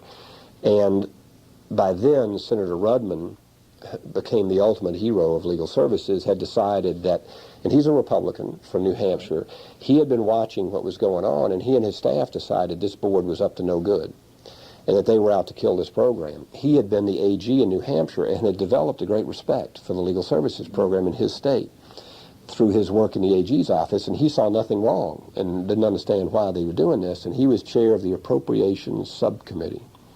So he put a rider on the appropriation bill called the affirmative rider, saying they couldn't make any changes without the approval of the Appropriations Subcommittee until they had a confirmed board. As long as there was an unconfirmed board, they couldn't change the program, So essentially. in essence, he established the Appropriations Committee as kind of a rump. As the accountability mechanism, and it was unbelievable. I mean, the board, as you can imagine, just freaked out because none of them were going to get confirmed. And it meant they couldn't reorganize the whole place without going back to him and going through the appropriations process. And that wasn't going to happen because he, as a Republican, I mean, they had enough votes on the subcommittee and the committee to stop anything radical the corporation wanted to do. That just stopped everything in its tracks. And that brought this sort of stalemate to a head. And for the next 3 or 4 years, there was this stalemate where the first year appropriation was cut by 25%, right, and programs were harmed very badly by that. And then the slow increases every year started building up until ultimately it got back to the $300 million level. I'm not sure when, probably in the mid to late 80s. And meanwhile, the corporation was sort of hogtied by Senator Rudman and his colleagues on the Hill and prevented from doing much of anything because Reagan continued to appoint people to the board who were hostile to the program. So the Senate would not confirm them. And as long as they didn't have a confirmed board, they weren't allowed to make any changes. So they went through 100 board members probably at that corporation through recess appointment. The president would wait till a recess, name these folks who were hostile. Senate would say, we're not going to confirm any of them. And they would serve without any authority to make any changes. They could make people's lives miserable, and they did. They made the program's lives miserable by monitoring them and trying to enact restrictions and trying to do a lot of things. But the fact was they couldn't tinker around with their money. They had to keep funding them. And everybody survived in this sort of battlefield mentality for 5 or 6 years.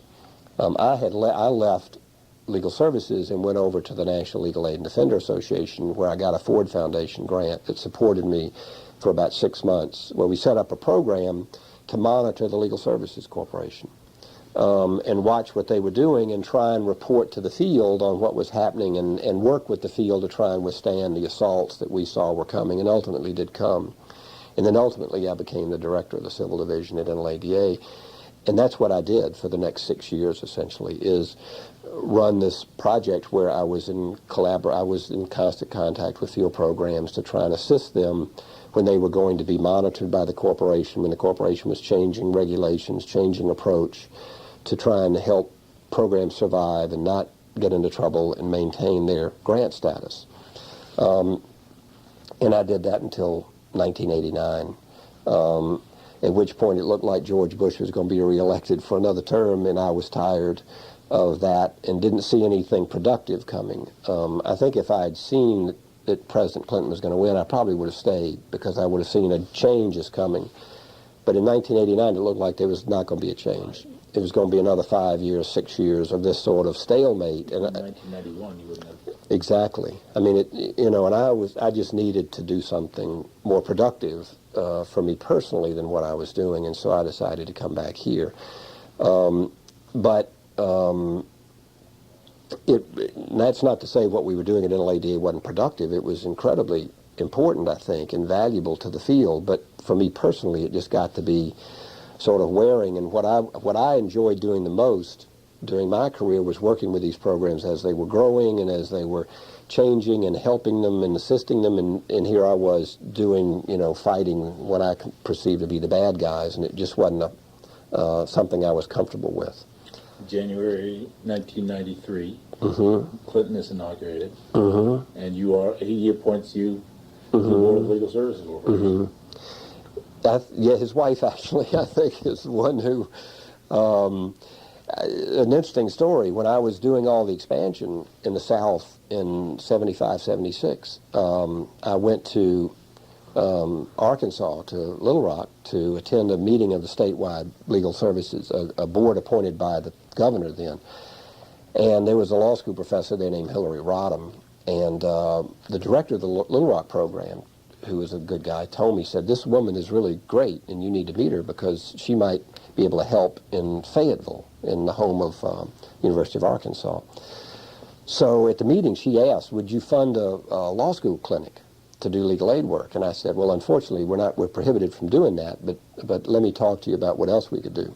So ultimately, I went to Fayetteville and met with her, and she set up the legal services program in in Fayetteville, Northwest Arkansas Legal Services, and she became the first board chair of the local program.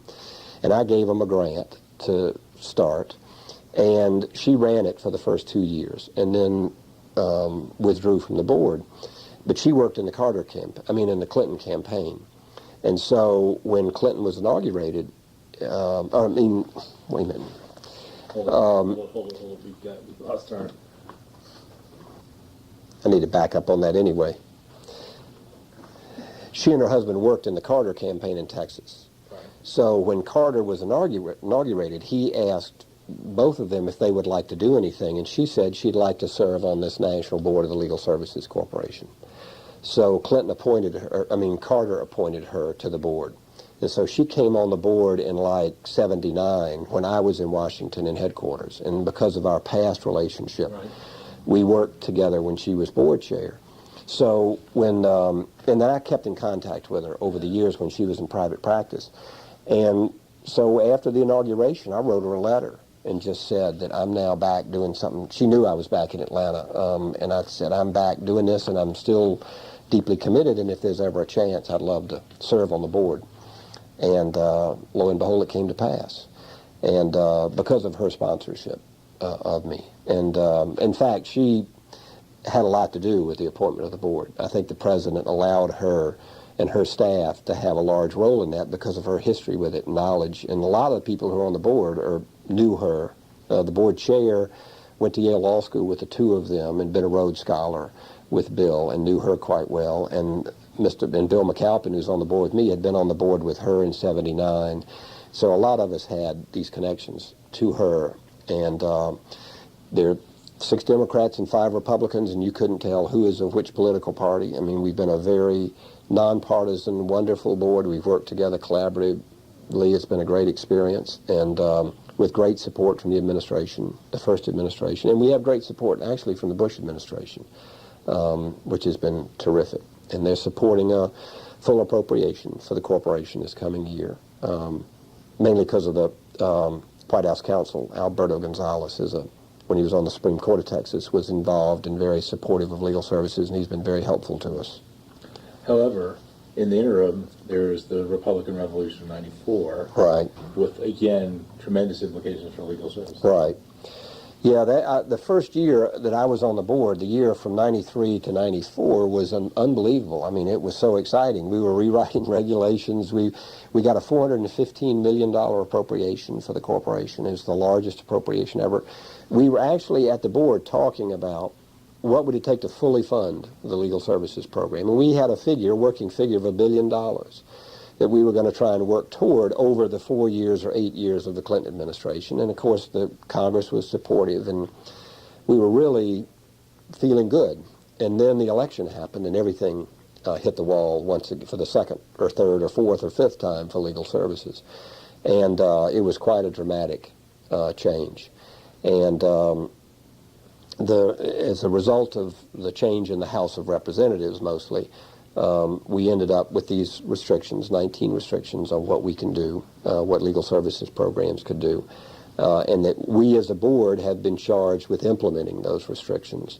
And we've done that in a serious way because we came to believe, and I think it's right, that if we didn't do this seriously, it could lead to the ultimate destruction of the Legal Services Corporation, because we were being monitored very closely by the Congress, and we had to do it seriously, and we did. This is the new ball game, and that's the game you have to play. That's right.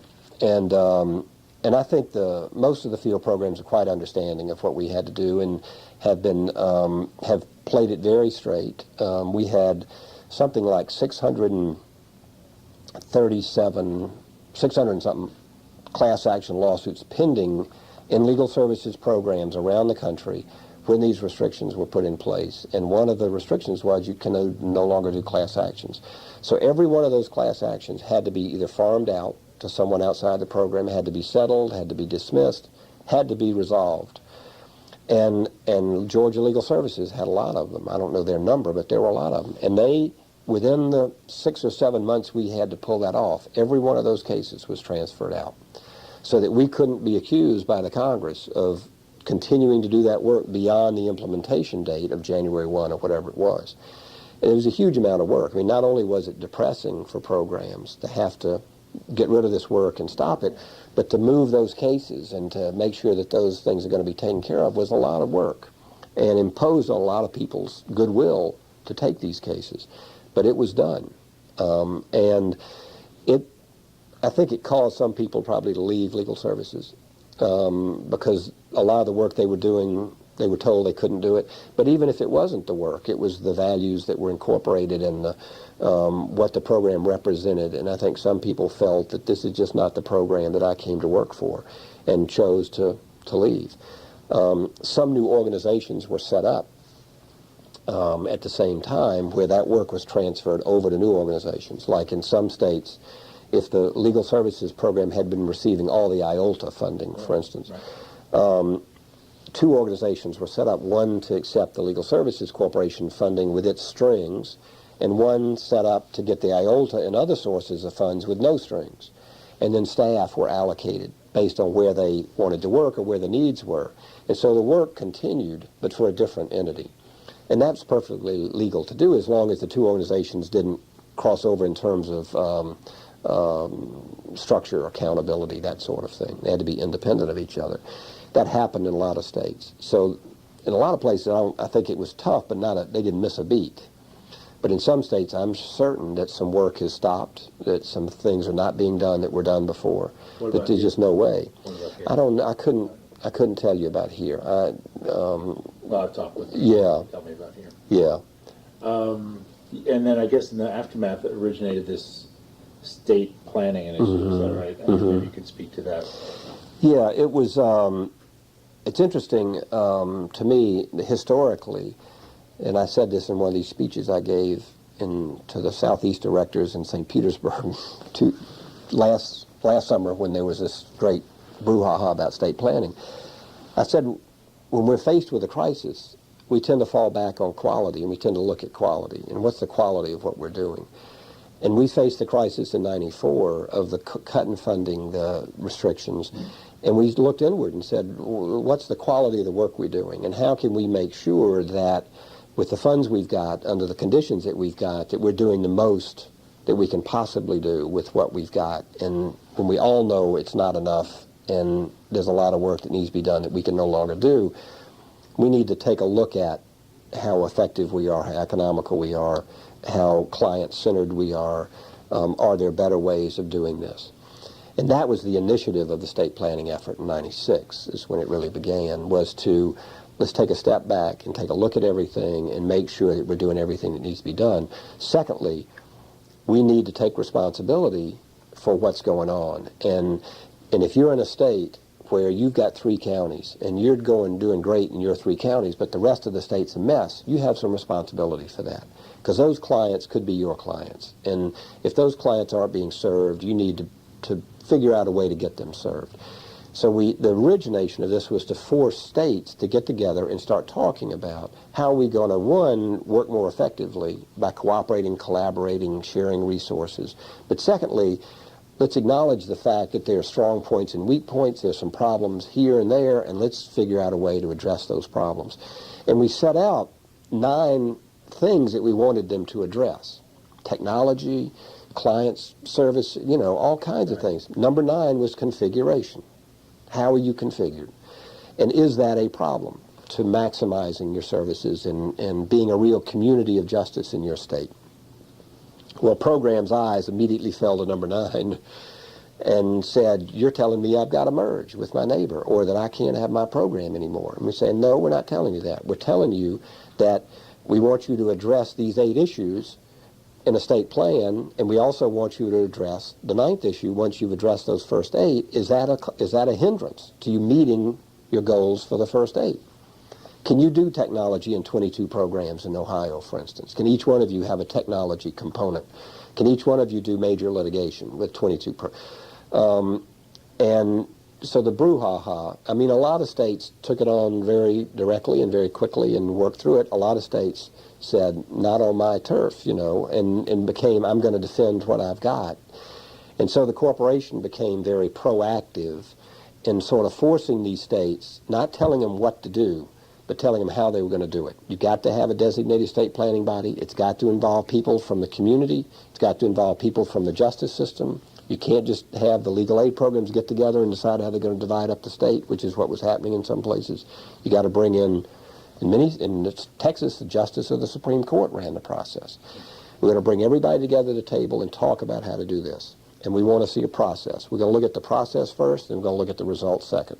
If the process isn't right, you're going to have to do it again, regardless of the results. And it took some states quite a while to get to the process and to do it. And now we're beyond the middle of that. We're on the downside of that. And it's created disruptions in a number of states. Some states worked through it very quickly and efficiently and got it done and got it out of the way. Some states only had one program anyway. I mean, so the configuration was not an issue for them. But Ohio had 22 programs. Michigan, I don't know, 16 programs. Mm-hmm. We're blessed here that we only got 2, but Florida has 7, and North Carolina had 4, so it was painful. There's no doubt about it for a lot of people, and it's created some bad feelings. It's caused some people to leave, I think, who lost their small 3-county program, and now they're part of a bigger entity, and they didn't want to function that way. But I am still convinced today, and I've been a proponent of this, and I've been someone they've sent out to sort of speak. I had to go down and speak to the Southern project directors when there was a lot of, the pot was stirring, and a lot of them were my older friends, and I went down and tried to explain to them, we're serious about this, and the board's serious about it. At first they blamed it on our president, who was a guy from Washington State, who had come in, and Washington State had done this, and they said he's just bringing the Washington model and imposing it on everybody, and the board doesn't even understand it, and they don't realize the chaos this is creating. So part of my mission was to say, we understand. Not only do we understand, we started this before he got here, and we believe in it, and we're going to stick with it. So you need to understand that that's not going to, we're not going to back off. We believe in the quality implications of this, and the fact that the state needs to come up with a serious, thorough, client-centered plan. And once you get that to us, you can be in control of it. So, Georgia is a little bit behind. It's not quite as far along, but it didn't need to be as far along. I mean, it had 2 very good programs. There aren't any unserved areas of the state, per se. The 2 programs just need to collaborate on how they're going to do all these things together, and then submit the plan. I'm going to ask you one last question, yes. Which is connect the legal services world of which you're in right now in 2002 with that which you entered in 1969, mm-hmm. and sort of, maybe link those two worlds of legal services. Well, it's a different world, and it's, I wish I could say it had been, like this, and it's been a roller coaster, emotionally, programmatically, in a lot of ways. But I'm very proud of where the program is today. It's a much bigger, much better organized, much better managed program than it was in the 60s. It has some really wonderfully talented, committed people working in it. I think the political support for it is 100% better at the state level, at the local level, than it was clearly in the South, but also nationally than it was in the 60s. I think it's an institution that's here to stay. I think the Legal Services Corporation is an institution that's here to stay. The Congress, the House doesn't even... Okay. Yeah, whatever you like. You were talking about the political climate. Yeah, certainly the political climate locally and statewide is dramatically different and dramatically better. But nationally, it's better today than it was even 2 years ago, much less 20 years ago. And so it's an idea, a concept, an institution that's here to stay. It's really just a matter of what's the level of funding going to be, who the board's going to be nationally, what the administration's plans for it are. But in terms of abolition, that was our worry in the 80s, or dramatic cuts, and as Newt Gingrich said, a glide path to elimination back in 1994 is no longer on the table, and I don't think will be. It's going to be around for a long time to come. And the people that George Bush has suggested or nominated for this board are going to be people who'll support the program. They're not the kind of people we saw in the Reagan administration. And they may want to change this or change that and have some impact on it, but they are all supporters. One of Phyllis's board members is one of the nominees and is a Republican, but very supportive of the legal services program, and that's who we're seeing nationally emerge from the new administration. So hopefully there'll be ups and downs, but hopefully they won't be as dramatic as they were in the 60s and in the 80s and the 90s, as in the future. Because it's hard on everybody connected with the program. Good place to stop. Thank you for listening on there. Good to see you. Yeah.